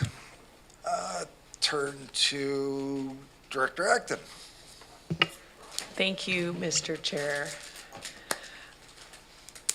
I know that you say that your area has a problem with this, but I would say that my area actually depends on Airbnbs. And when I've done my own research here, I'm going to back up for a second. We're making a decision without actually a lot of information. And when I do try and do my own research, a lot of the Airbnb is Duncan, North Cowichan, and the province has stepped in for that. And I'm thinking, well, how many short-term rentals are really being affected, or how is it affecting our communities? We don't have that information. The province, are they funding any of this activity? And as far as bylaw goes, am I echoing? I would also like to have a conversation of if we were going to put a new bylaw officer, what kind of bylaw do we want to focus on? I'm not even sure it would be Airbnbs for our areas. So this feels very premature, and I cannot support it at this time. We haven't had thorough conversations, and not even, it's not that I need 100% information to make a decision. I just need some good information, and I don't feel like we're there. So I cannot support this at this time. Thank you.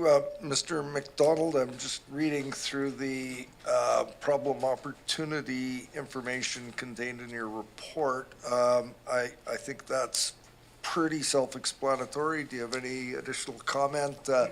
Perhaps what the experience has been over the past period of time? Absolutely. Through you, Mr. Chair. I had a consultant, and free of charge, they canvassed the area. So in November 2021, they came up with over 500 in the CVRD. So I gave them a map of the whole CVRD, and they mapped it out. We believe that number is quite a bit higher now, because in 2021, this was really taking off. And so now this is quite a bit bigger problem. Also, since I wrote the report, Bill 35 has come out as well. So it's also been recognized by the province as is also an issue. So we're trying to come in behind that, and perhaps Mr. Tippett would like to also comment on that. Mr. Tippett. Thank you, Ian and Mr. Chair. I just wanted to point out, right now, short-term rentals in most residential zones are not permitted, to be clear. Like Shawnigan Lake, for example, has no zone that permits it, to my knowledge. We do have one zone, LR11, in Electoral Area I, which is the cottages at Marble Bay, where it is explicitly permitted in the zoning.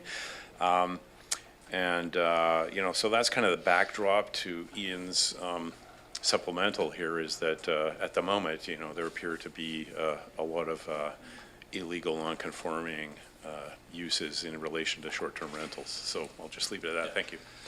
Director Abbott. Thank you, Chair. Mr. McDonald, it strikes me that we're not allowed, our residents aren't allowed to have, except for the one exclusion that Mr. Chip, and you have zero staff time available to enforce the laws. Currently, right now, my staff are very committed to a lot of other things, just the regular running of the bylaws that they've chosen to enforce right now. Follow up? I do. I have a lot of residents that on weekends are very concerned and have encouraged me to visit their house and listen to the stagette parties that are going on in a house with there's nobody, the owner of the house is not present. And I dearly would like to see more enforcement officers available on weekends, after hours, not the typical Monday to Friday schedule. Mr. McDonald? So I've got some, yes, I've got some for through the chair. The intent of this position would not be a Monday to Friday position. The intent would be likely a Thursday to Monday or Friday to Tuesday, depending on what the schedule would be. We have just closed for a vacancy that we've had in a position, so we're hoping to fill that. That position was also posted as not being just Monday to Friday. There will be flexibility on weekends and operational demands, off hours. So this is the direction the department is taking and would even on this position. And Ms. Miles Wilson. Hi, I sound a bit like a broken record here today, but I just wanted to mention, again, this one comes forward as a element tied to your corporate strategic plan. And so enhancement of enforcement for short-term rentals is a clear action item in the strategic plan, hence why it's here in front of you today. Thank you, and just noting again, this is through operating reserve to be funded, I gather, and I'll go to Director Martin. Yeah, I was going to mention the strategic plan, but the piece that really strikes me is that this isn't just happening at the local government level. This is happening from the federal level about, you know, what short-term rentals, what you can claim for on your accounts for short-term rentals if you're not zoned for it or are zoned for it. You got the provincial government saying, you know, these are coming to an end. We're going to try to enforce it in place or add to the enforcement of this. So local government now, do we have a response as well? And I know from my community, it's a bit mixed because I know people want the income. At the same time, the neighbors are saying to me, I think as Director Abbott was saying, why are you permitting this? And so, and I think there's also a perception of CVRD bylaws not having the capability to do their job. And I see sort of a synergy here. And I like the idea that this is a couple of years, so I never know where a couple of years might morph into. But I'll deal with a couple of years right now. That synergy is important. I think we are the boots on the ground, if we have boots. So this puts it there. Thanks. Could I look to getting a motion on the floor? Director Abbott, are you moving the resolution as presented in the report? I am moving the resolution as presented. Seconded by Director Segal. Director Acton. Hang on. Director Nicholson first. You haven't spoken. Thank you. I share Director Acton's concerns that this is premature because we have a lot of enforcement issues, and I would like to see and have a discussion about an enforcement plan and what the priorities are and how, and what I've heard is that we're going to add someone on the weekends, which is great, but I'm not exactly sure, maybe this is a question to staff, what will be more proactive about this?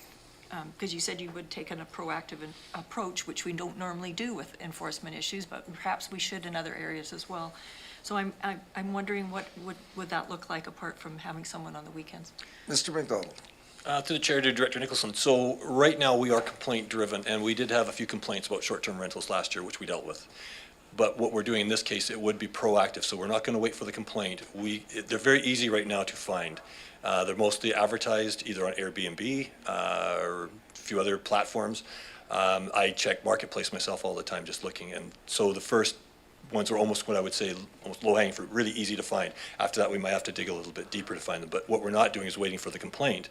We will actually be proactively seeking these out. Follow up? So what I really think we need to do, if we're going to embark on this, is do it for 1 year and collect really solid data about what's going on out there. Because I think, I really concur with Director Acton.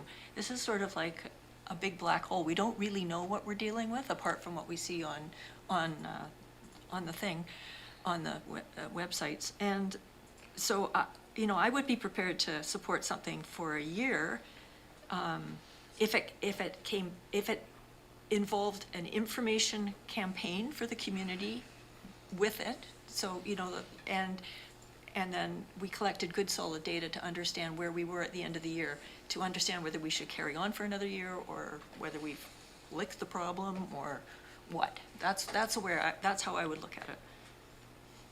Mr. McDonald, is the notion of a 1 year versus a 2 year impactful in the hiring process?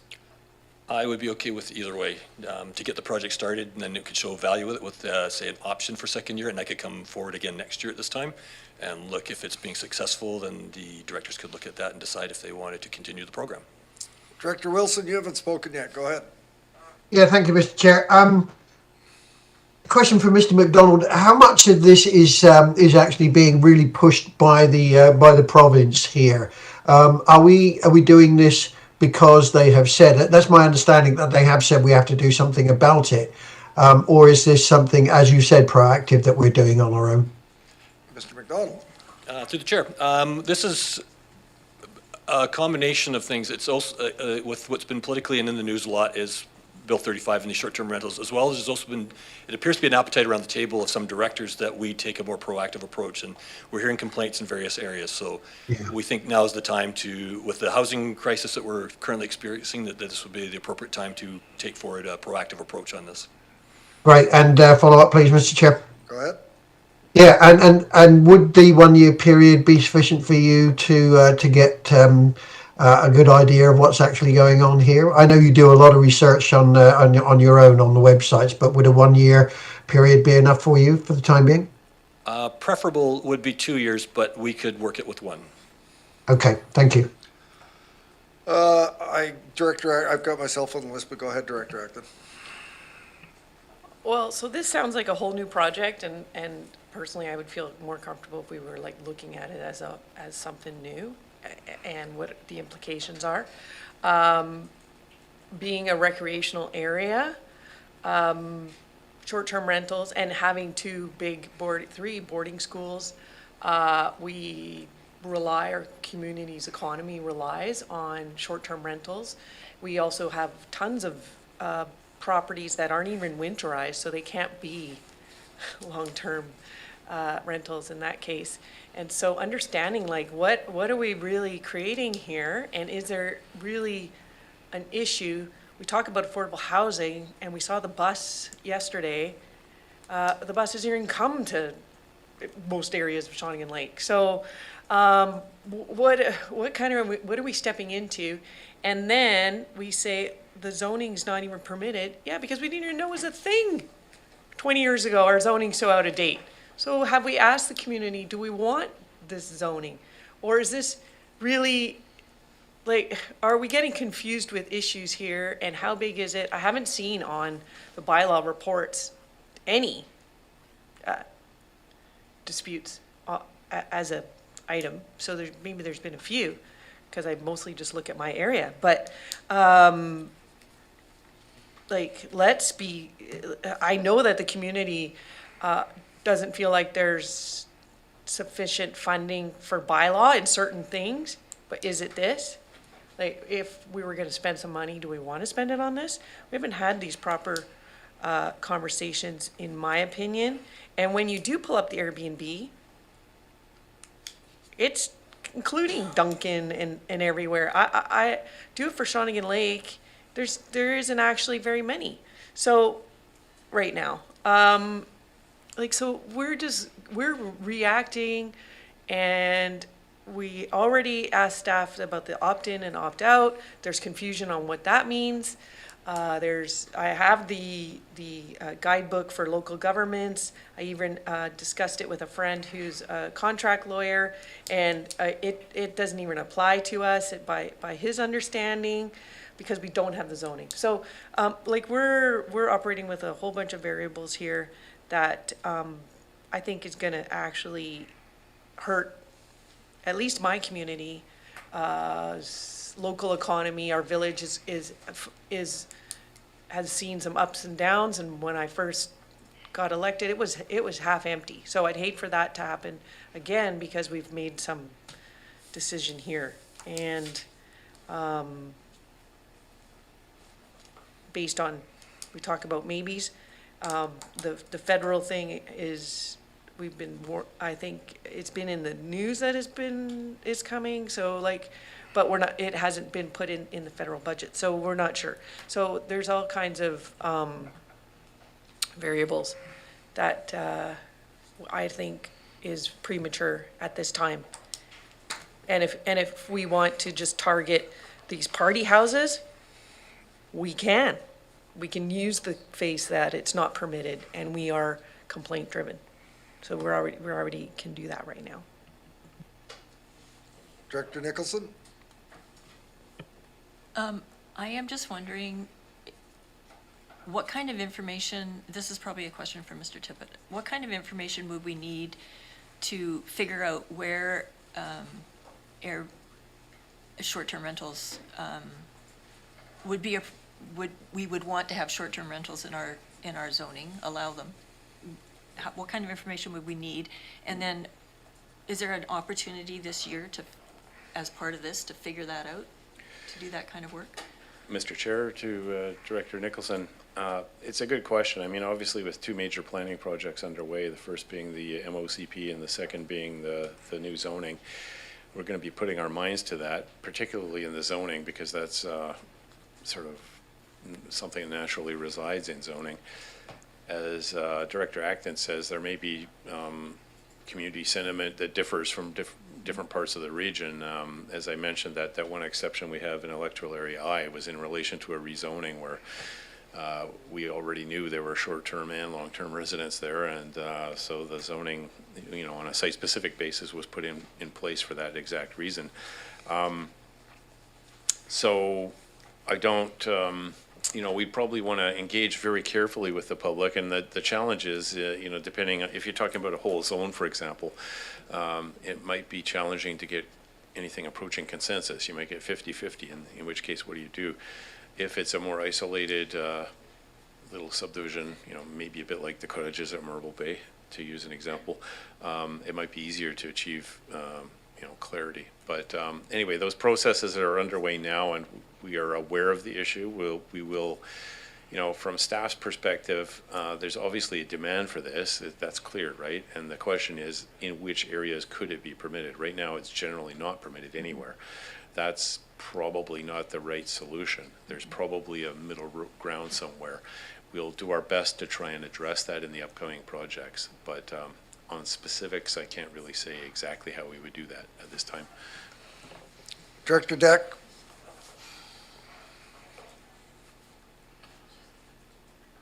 Well, considering that it's illegal, and certainly in my area, there have been complaints about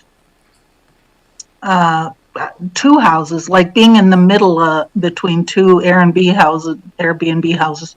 So, and that's just one complaint I can pull off the top of my head. I'm absolutely for, if it's illegal, to go out and do something about it. Thank you.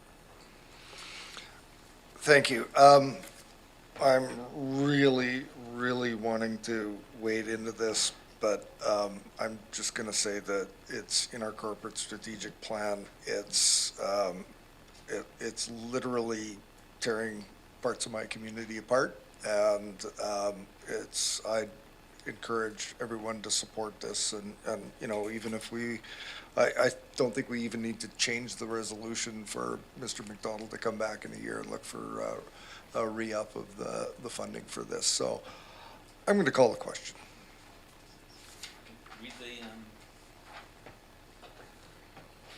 It's GIS. No. This is bylaw officer, 1 year, 112,000 out of operating reserve. It's 1 year cost is. Sorry, I'm confused. So it's okay. Well, it's a 2-year program. We have a motion on the floor, I believe. Do we want a motion to amend it to 1 year? Move that? Move that. Okay. Seconder? Moved and seconded. Everyone clear? The question is a 1 year program. They have to come back if they want to re-up it for a second year. I'm going to call the question. All those in favor? Are you voting on the amendment first? Yes. Okay, sorry, just making sure. Yep. All those in favor? Any opposed? One opposed. Motion on, Director Deck, it doesn't matter, we're in committee. Motion, or back to the main motion for a 1 year term, 12,374 through operating reserve. I will call a question. All those in favor? Any opposed? One opposed? Motion carries. Thank you, Mr. McDonald. Next item. Thetis Island Wharf refurbishment. Can we get that Director McClinton in here? Didn't we receive an email on this from someone? Yeah, I think we did. You didn't get it. They just sent it to us. That's good.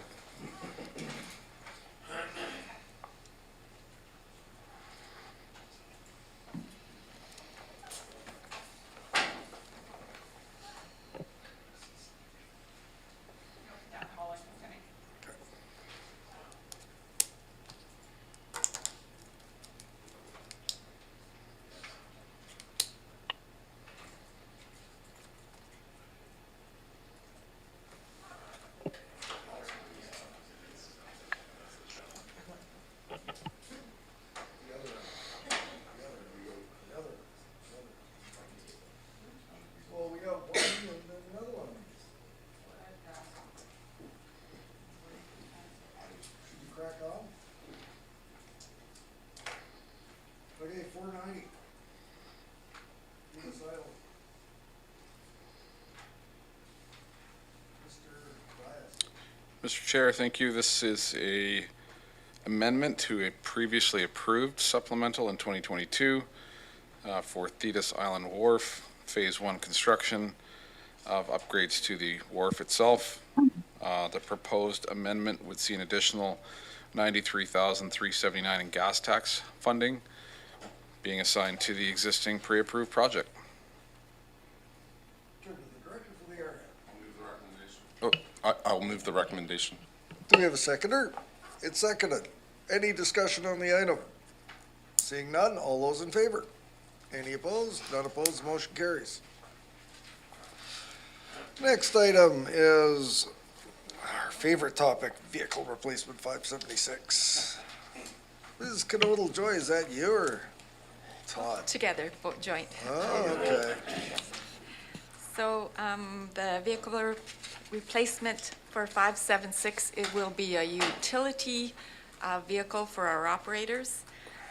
It's funded through operating reserve, and we have about $370,000 in uncommitted reserve there. So we try to routinely replace our vehicles every 6 or 7 years, and this is and basically on how much they start costing, and that's when we look to replace them.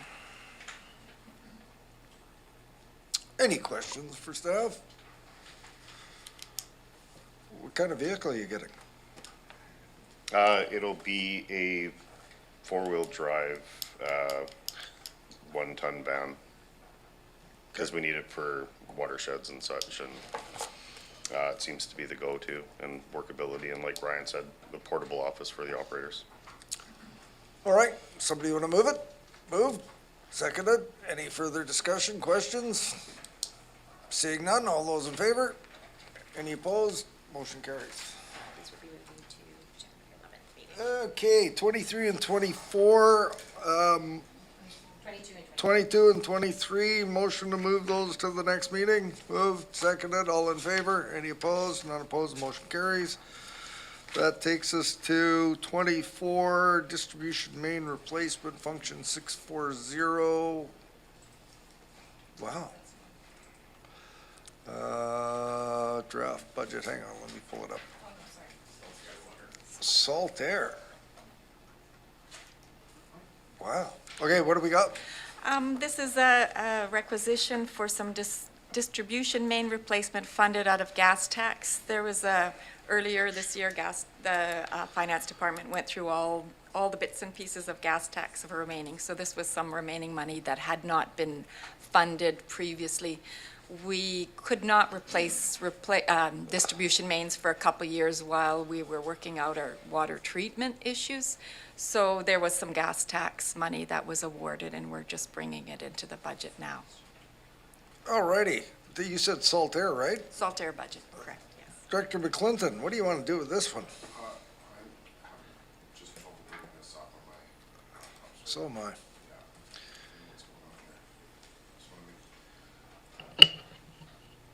Could you, just while I'm trying to pull this up so I can see, through the chair, would you just shed some light on it further if you can? Yes, I believe it was previously awarded money. We will still do, we have a 300,000 that comes out of requisition every year. That is still in the budget, but this is, so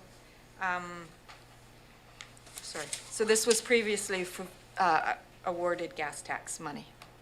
So it's not changing requisition. Did you get it to No. come up? Not yet. Can you give me just the exact amount? Pressure reducing stations are essential components of the water distribution system. Do you got that part? Do you want me to read that? Through the chair. Yeah, well. Todd, go ahead. Yeah. Yeah, so. I think I can get it For up here. Director McClinton, so this is, like Louise said, not the $300,000 that is for the distribution system upgrade. This is on top of it, and it was, I'm going back 4 years now, I think, when this was put in place. And the, I've got it here. there it goes. Who's the ghost?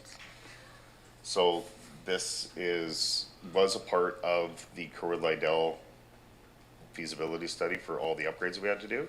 So this increases the pressure in the mid of the zone hydraulically, and it reduces down at the sea level. So it increases in it for the people that need it, and it reduces for the people that could care less if it's high. And through the chair, the total funding, 750,000, and we're No. looking for 310. 310. Oh, 310 is the approval, or this is the request for Saltair. This new amount, right. I need a second here. I apologize. Take all the time you need. So we're at 640. Yeah, I was on the wrong one. And this is attachment Y in the staff report. Yeah. There we go. Okay, so total funding. Yeah, and I'm familiar through the chair, I'm familiar with what was, you had a wonderful presentation at the community center. So the $310,000 is through the gas tax funding for this, right? So no increase in requisitions. This is, urgently, not very important part of the process. Absolutely, I'd like to move the recommendation. Thank you. Seconded. And Anything further? All those in favor? Any opposed? None opposed, motion carries. Next item is water main extension 660. Okay. Yes, so this was brought in, recommended. However, it is unfunded. It's more or less to have a placeholder, was the request for extending the main from Sutton Creek towards Gordon Bay Park for protection. At this time, it's unfunded. I think this is the first of our unfunded ones.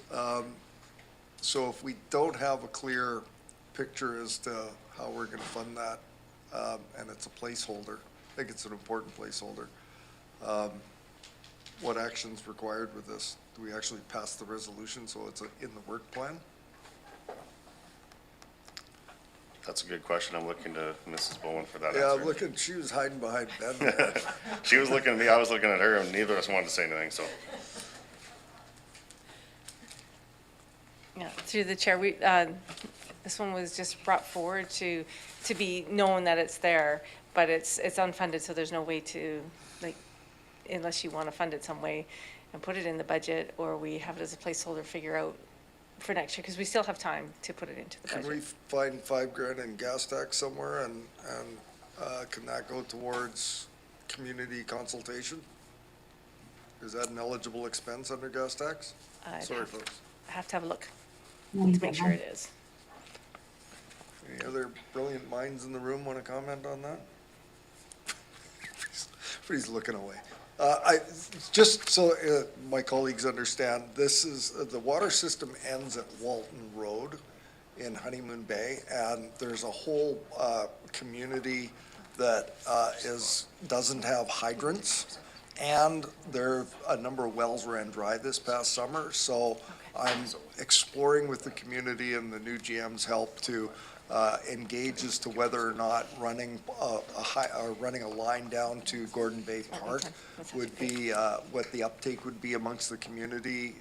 We tried this a few years ago just on the basis of the insurance savings for firefighting, but now with the added pressure of people's shallow wells going dry, there may be an increased desire to tie into the Honeymoon Bay water system, which is just gushing with water. So how would you recommend we proceed?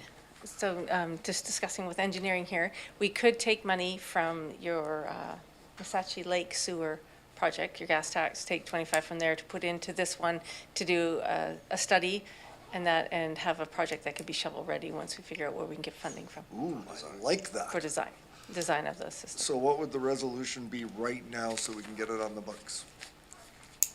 You just change the supplemental. to be Did you say 25,000? 1,000. Out So of we Missachi. would reallocate $25,000 from the Missachi Lake Sewer Expansion Project to the 660 water line expansion study and project development. Design. Right, that's it. Design. Moved by Director Abbott, seconded by Director McClinton. Any other discussion? Seeing none, all those in favor, Director Nicholson. One of the things I have trouble with this whole budgeting process is that it's not clear to me what the capacity is in work plans to do work when we're making changes like this on the fly. Do you have any insight on whether? Through the chair to the director, as far as work, like this would simply be a two-quote submission to an engineering firm that does our designs for us, so very, very minimal work on, it'd just be off the corner of my desk. You have a free corner of your desk? No, it's a circle. Perfect. Any other discussion on this? This would, if this were to proceed, we'd be looking at grant monies in probably 2025 at the earliest, but we need to get the preliminary work done. All those in favor? Any opposed? None opposed? Motion carries. Thank you very much for your indulgence. Next item. Number 26, Function 810, Integrated Sewer System. Or Missachi Lake. Oh, the next So one. This Okay. was where we were going to, we had, let me see, approximately 220,000 of also gas tax funding that we were bringing forward for this project. So I assume this is where that 25,000 would come out of. So Yep. we may have to amend this one as well, decrease it by 25,000. But formerly, the Missachi Sewer Project, we had a grant that funded force main from Missachi to the fields behind Honeymoon Bay, and we could not stack those ones with gas tax, so we didn't use any of the gas tax for that work. Now we're just bringing the gas tax forward to start planning our upgrades to Missachi Sewer. So I believe this is the one we would reduce by 25,000 to cover the Honeymoon Bay project. Yeah, and I think looking, we do have some reserve dollars, and for those of you that don't know, this is like a great news story in that we've removed sewer infiltration from right next to a body of water to upland, and also staff designed it in such a way that we can bring a good chunk of Honeymoon Bay, which is all on septic, into a sewage treatment regime, and more customers, more efficient service, all of those sorts of fun things. And we've also got two zone developments that are looking to join into the system as well. So this is good news. So the resolution that we need here is to reduce the gas tax in this by 25,000. Do you have what the resolution would be?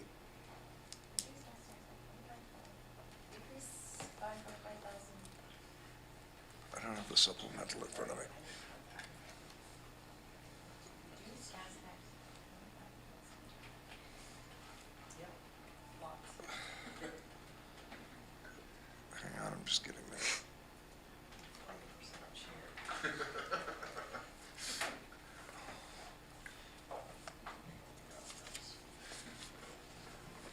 All right, so we're putting forward the project minus 25,000.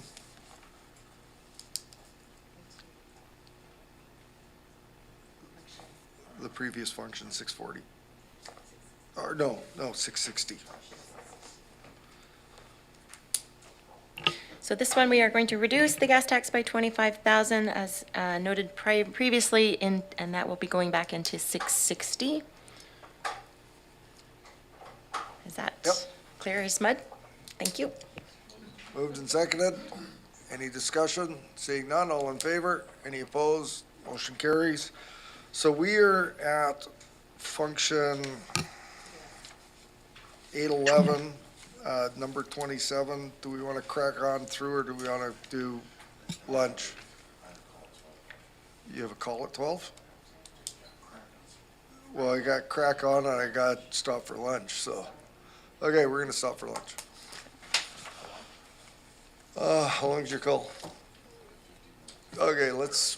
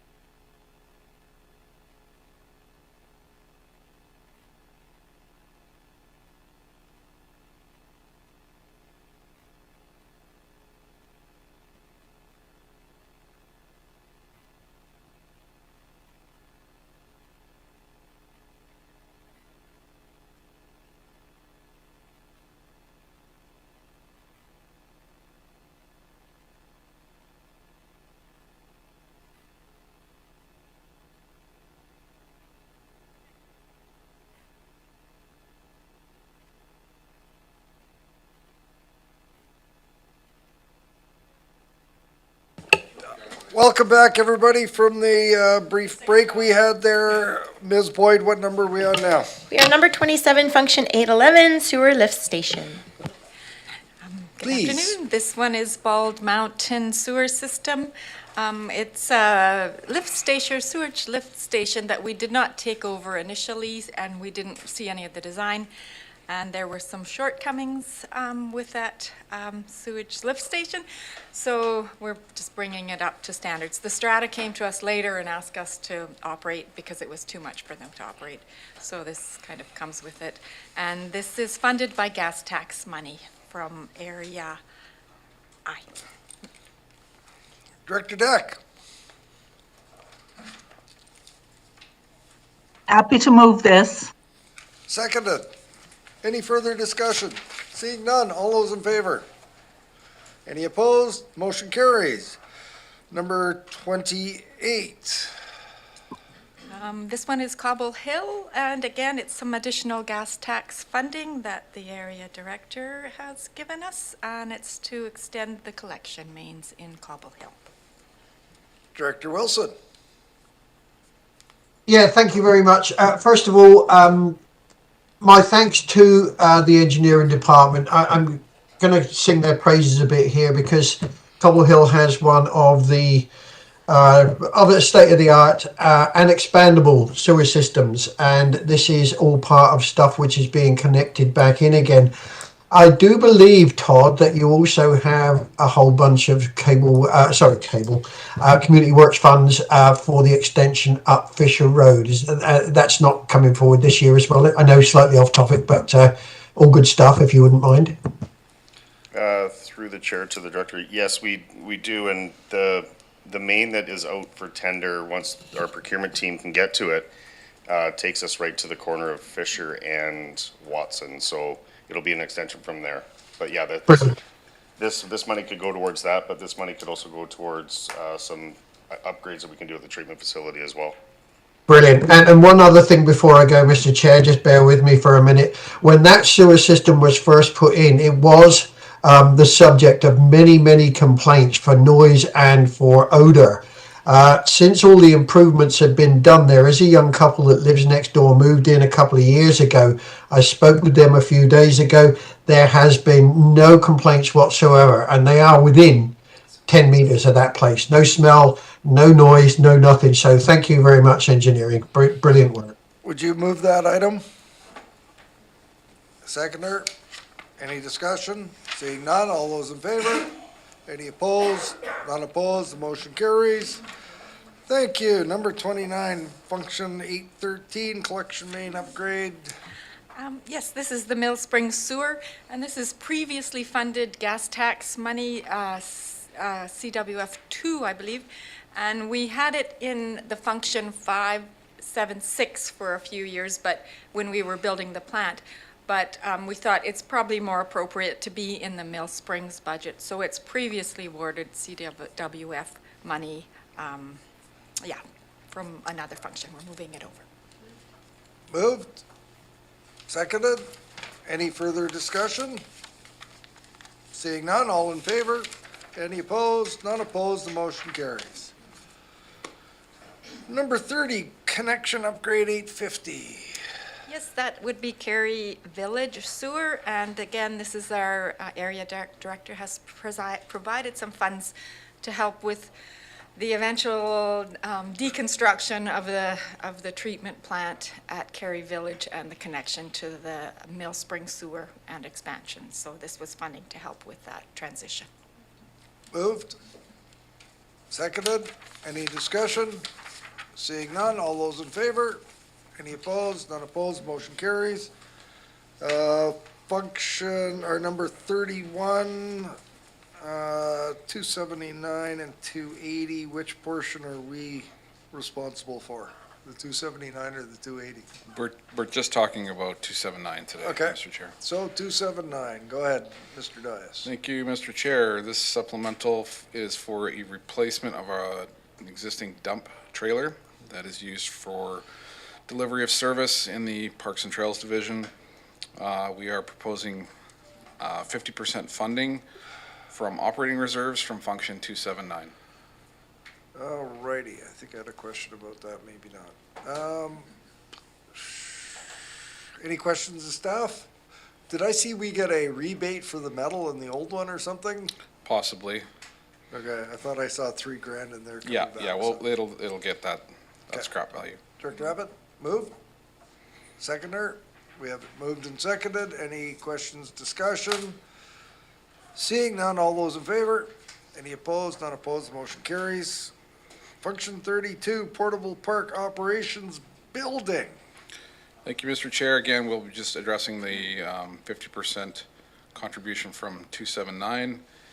We are suggesting short-term borrowing for the $20,000 portion of outright purchase of the trailer. This existing office trailer has 3 staff working out of it and has for over 5 years. There would be no net increase to the budget. We would just basically convert the lease payment over to interest and principal payment. And assuming that all the numbers have been run past finance, it looks like a no net of anything. No net. So, Yeah, correct. sounds like a good idea. And at the end of the day, if we have a new, building up there that they can move into, this can be disposed of. Correct, yeah, we can Or sell it repurpose. once a new operations facility is up and running. Anyone like to move this? Moved, seconded. Any further discussion? Seeing none, all those in favor? Any opposed? Not opposed, motion carries. Ms. Boyd, next item. Thank you, Chair. We have no unfinished business. We move to number 8, new business. We have three motions put forward. First one is Director Nicholson, thank you. That it be recommended to the board that the 2024 draft budget for Function 281 Bright Angel Park be amended by 1, increasing requisition 50,000, and 2, increasing transfer to capital reserves by 50,000. Moved, seconded. All your partners, or go ahead, speak to it. I'd like to speak to this because I raised it the other day when I saw how low the capital reserve is for Bright Angel Park, which is a significant sub-regional park with quite a lot of infrastructure, including washrooms and the what do you call those kind of bridges? Suspension bridge and a playground and fitness equipment and so forth. So it seemed like $20,000 in a capital reserve was way insufficient. So that's why I would like to raise it, and $50,000 equates to $10,000 for each of the areas that are contribute to this. Right, thank you. No? There's 5 areas.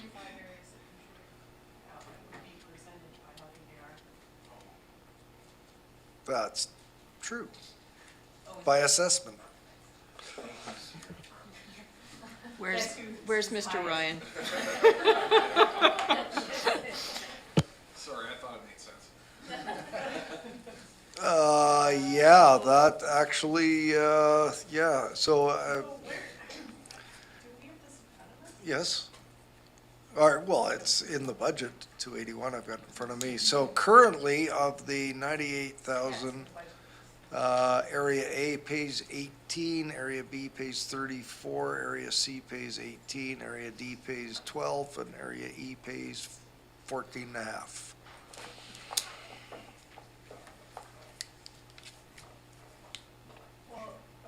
So, sorry. Director This Atkin, feels would you like to really, share? really new to me. 'Cause, and I'm trying to get this in front of me. It would have been nice to get email or something. But I guess, I forget where I was going with this. Do we have any, was it considered any operating reserves or anything going over? Currently, the operating reserve They're is coming from this year, like, so, we're not allowed to count that. what, excuse me, we have like 2 weeks left.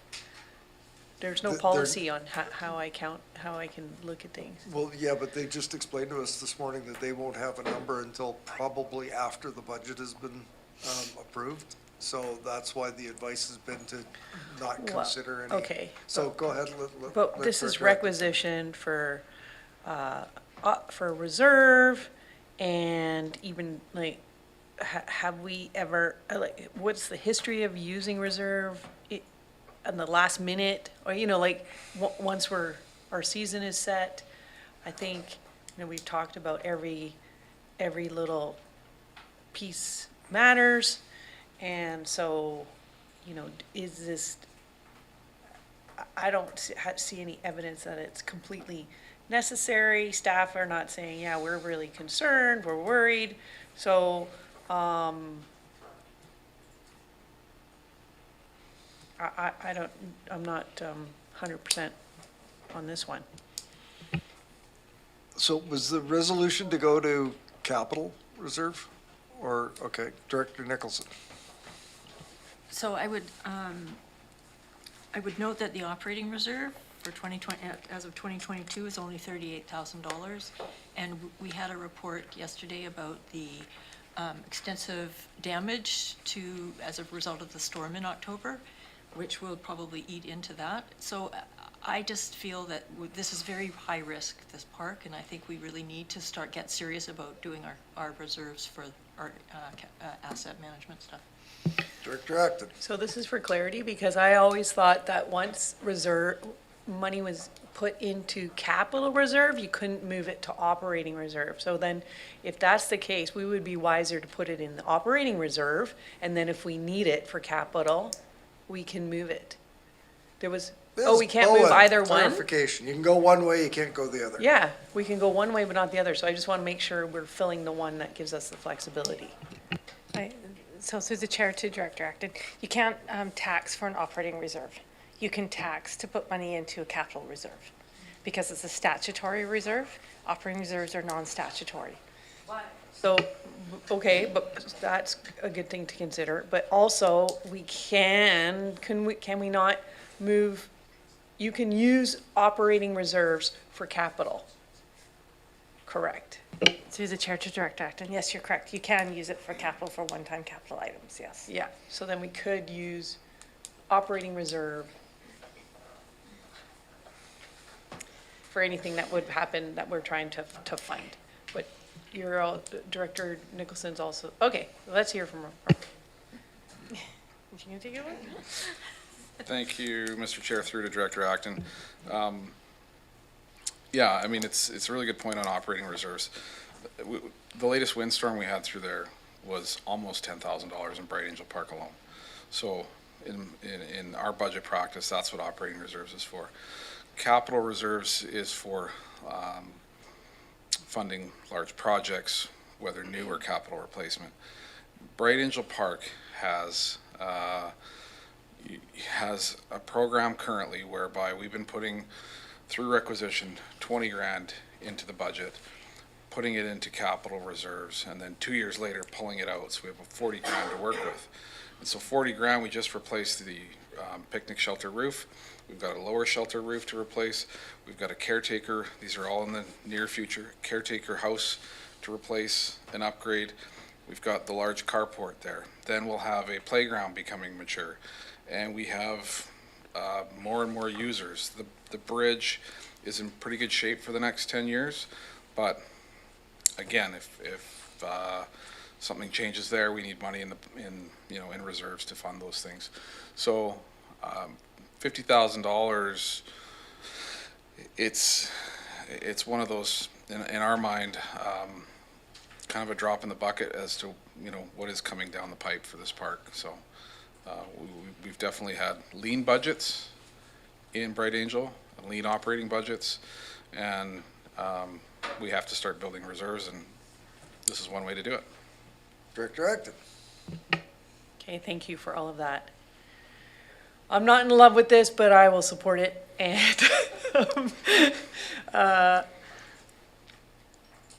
it just goes to it's just a constant drain on the community. Like we're actually so small, and we have so many assets that we really need more support, like a lot more support from the province and the federal government, because it's just and of course everybody loves parks, so of course that's the area where people want to see their tax dollars go anyway. So anyway, thanks for bringing this up. And I'll just remind everyone, I think we got a couple more items to do, and I think I was given a hard stop at one by a couple directors. So Director Nicholson to close. Mr. Chair, I've still got my hand up and have had some time. You moved. Sorry, I'll go to you first. Director Wilson. Thank you very much. This opens up, and I know you've got to finish at 1 o'clock, but this whole conversation opens up a whole new avenue here. We will be looking for money to maintain our parks very, very intently over the next few years, if anything that's going on. Mr. Dias has pointed out that the last windstorm cost $10,000. We have all sorts of money put away in the parkland acquisition and in various areas for the donations that have been given by developers. I would love to open a conversation on maybe changing that so that a portion, not all of it, but a portion, maybe 10%, 15% of that parkland acquisition and other donations could be put towards the maintenance of the parks that we have here. This would at least maintain the contribution to the parkland acquisition and give us some room to do the kind of maintenance and damage control that we are going to be facing without increasing the taxation requisition. I'm putting it out there, and it's something that I will be bringing forward as we move forward. If there is any way that we can change that so that we can have money available for this kind of thing. Thank you, sir. Director Nicholson to close on the motion on the floor. Thank you. That's a nice, Director Wilson is a nice segue to my point I was going to make, which isn't completely relevant to the motion, but the fact of the matter is we're going to do a parks review, and I think that Bright Angel Park is an example of a park, a sub-regional park that really probably warrants to be reclassified to be regional, because I know a lot of the people who use that park come from the urban core because it's so close to downtown Duncan and downtown North Couch. And so I hope that kind of thing is taken into account, because I think that there is an unfair tax burden right now on the 5 electoral areas that do support it. Thank you. Director Wilson, your hand's still up. Did you need to say something else? Thank you, Mr. Chair. I'm looking forward to the parkland review, or the parks review, when it comes forward. Call the question. All those in favor? Any opposed? None opposed. The motion carries. Ms. Boyd, next item. Thank you, Chair. For new business 2, I have another motion brought by Director Nicholson that it be recommended to the board that the following 2024 draft budgets be approved. Function 613 Dogwood Ridge Water System, increase user fees from $24,050 to $26,200, and increase transfer to reserves Dogwood Ridge from 0 to $3,300. Moved by Director Nicholson, I hope. Seconded by Director Segal. Any discussion on this item? Seeing that, Director Nicholson. Just to give people a heads up, this is the one water system I have in electoral area E, Dogwood, and it's small. There's about, I think, 30 residents. We have a significant issue around, well, it's in the Cook Island watershed, so we have significant issue around water availability, water supply. And then on top of that, the magnesium requirements of Island Health require a significantly expensive upgrade to treat the water. So what we're trying to do is to move that whole system onto city water, which requires bringing a water main up from the reserve, which now is on city water that's just below Dogwood. And so we're trying to figure out how to do that and do that through grant funding. But regardless, there's going to be a need for some significant capital expenditures by the residents, so I'm trying to start to increase their bill, which is, they already pay a significant amount for water compared to other water systems, so yeah, I'm trying to do it sort of in a reasonable way. Seeing no other hands, call the question. All in favor? Any opposed? Motion carries. Ms. Boyd. Thank you, Chair. New business 3 and final that I'm aware of, that it be recommended to the board that the following 2024 draft budget be amended. This is for function 355, a fire protection Malahat, increase capital reserve to a total of $70,000, and this will be funded through requisition. Moved by Director Segal, seconded by Director Abbott. Any discussion on this item? Director Segal. Sorry, that's just. It's brand new business. Director Segal. So this came up in our discussions last week around the capital reserve for the Malahat Fire Hall replacement. And so I just want to say big thank you to staff for all the advice that I got, as well as from some fellow directors.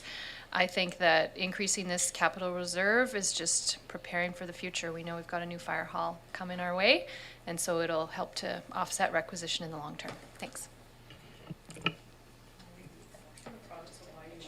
You want to reread the motion? Please do. Yes, thank you, and thank you for Ms. Bowen for polishing it a little there.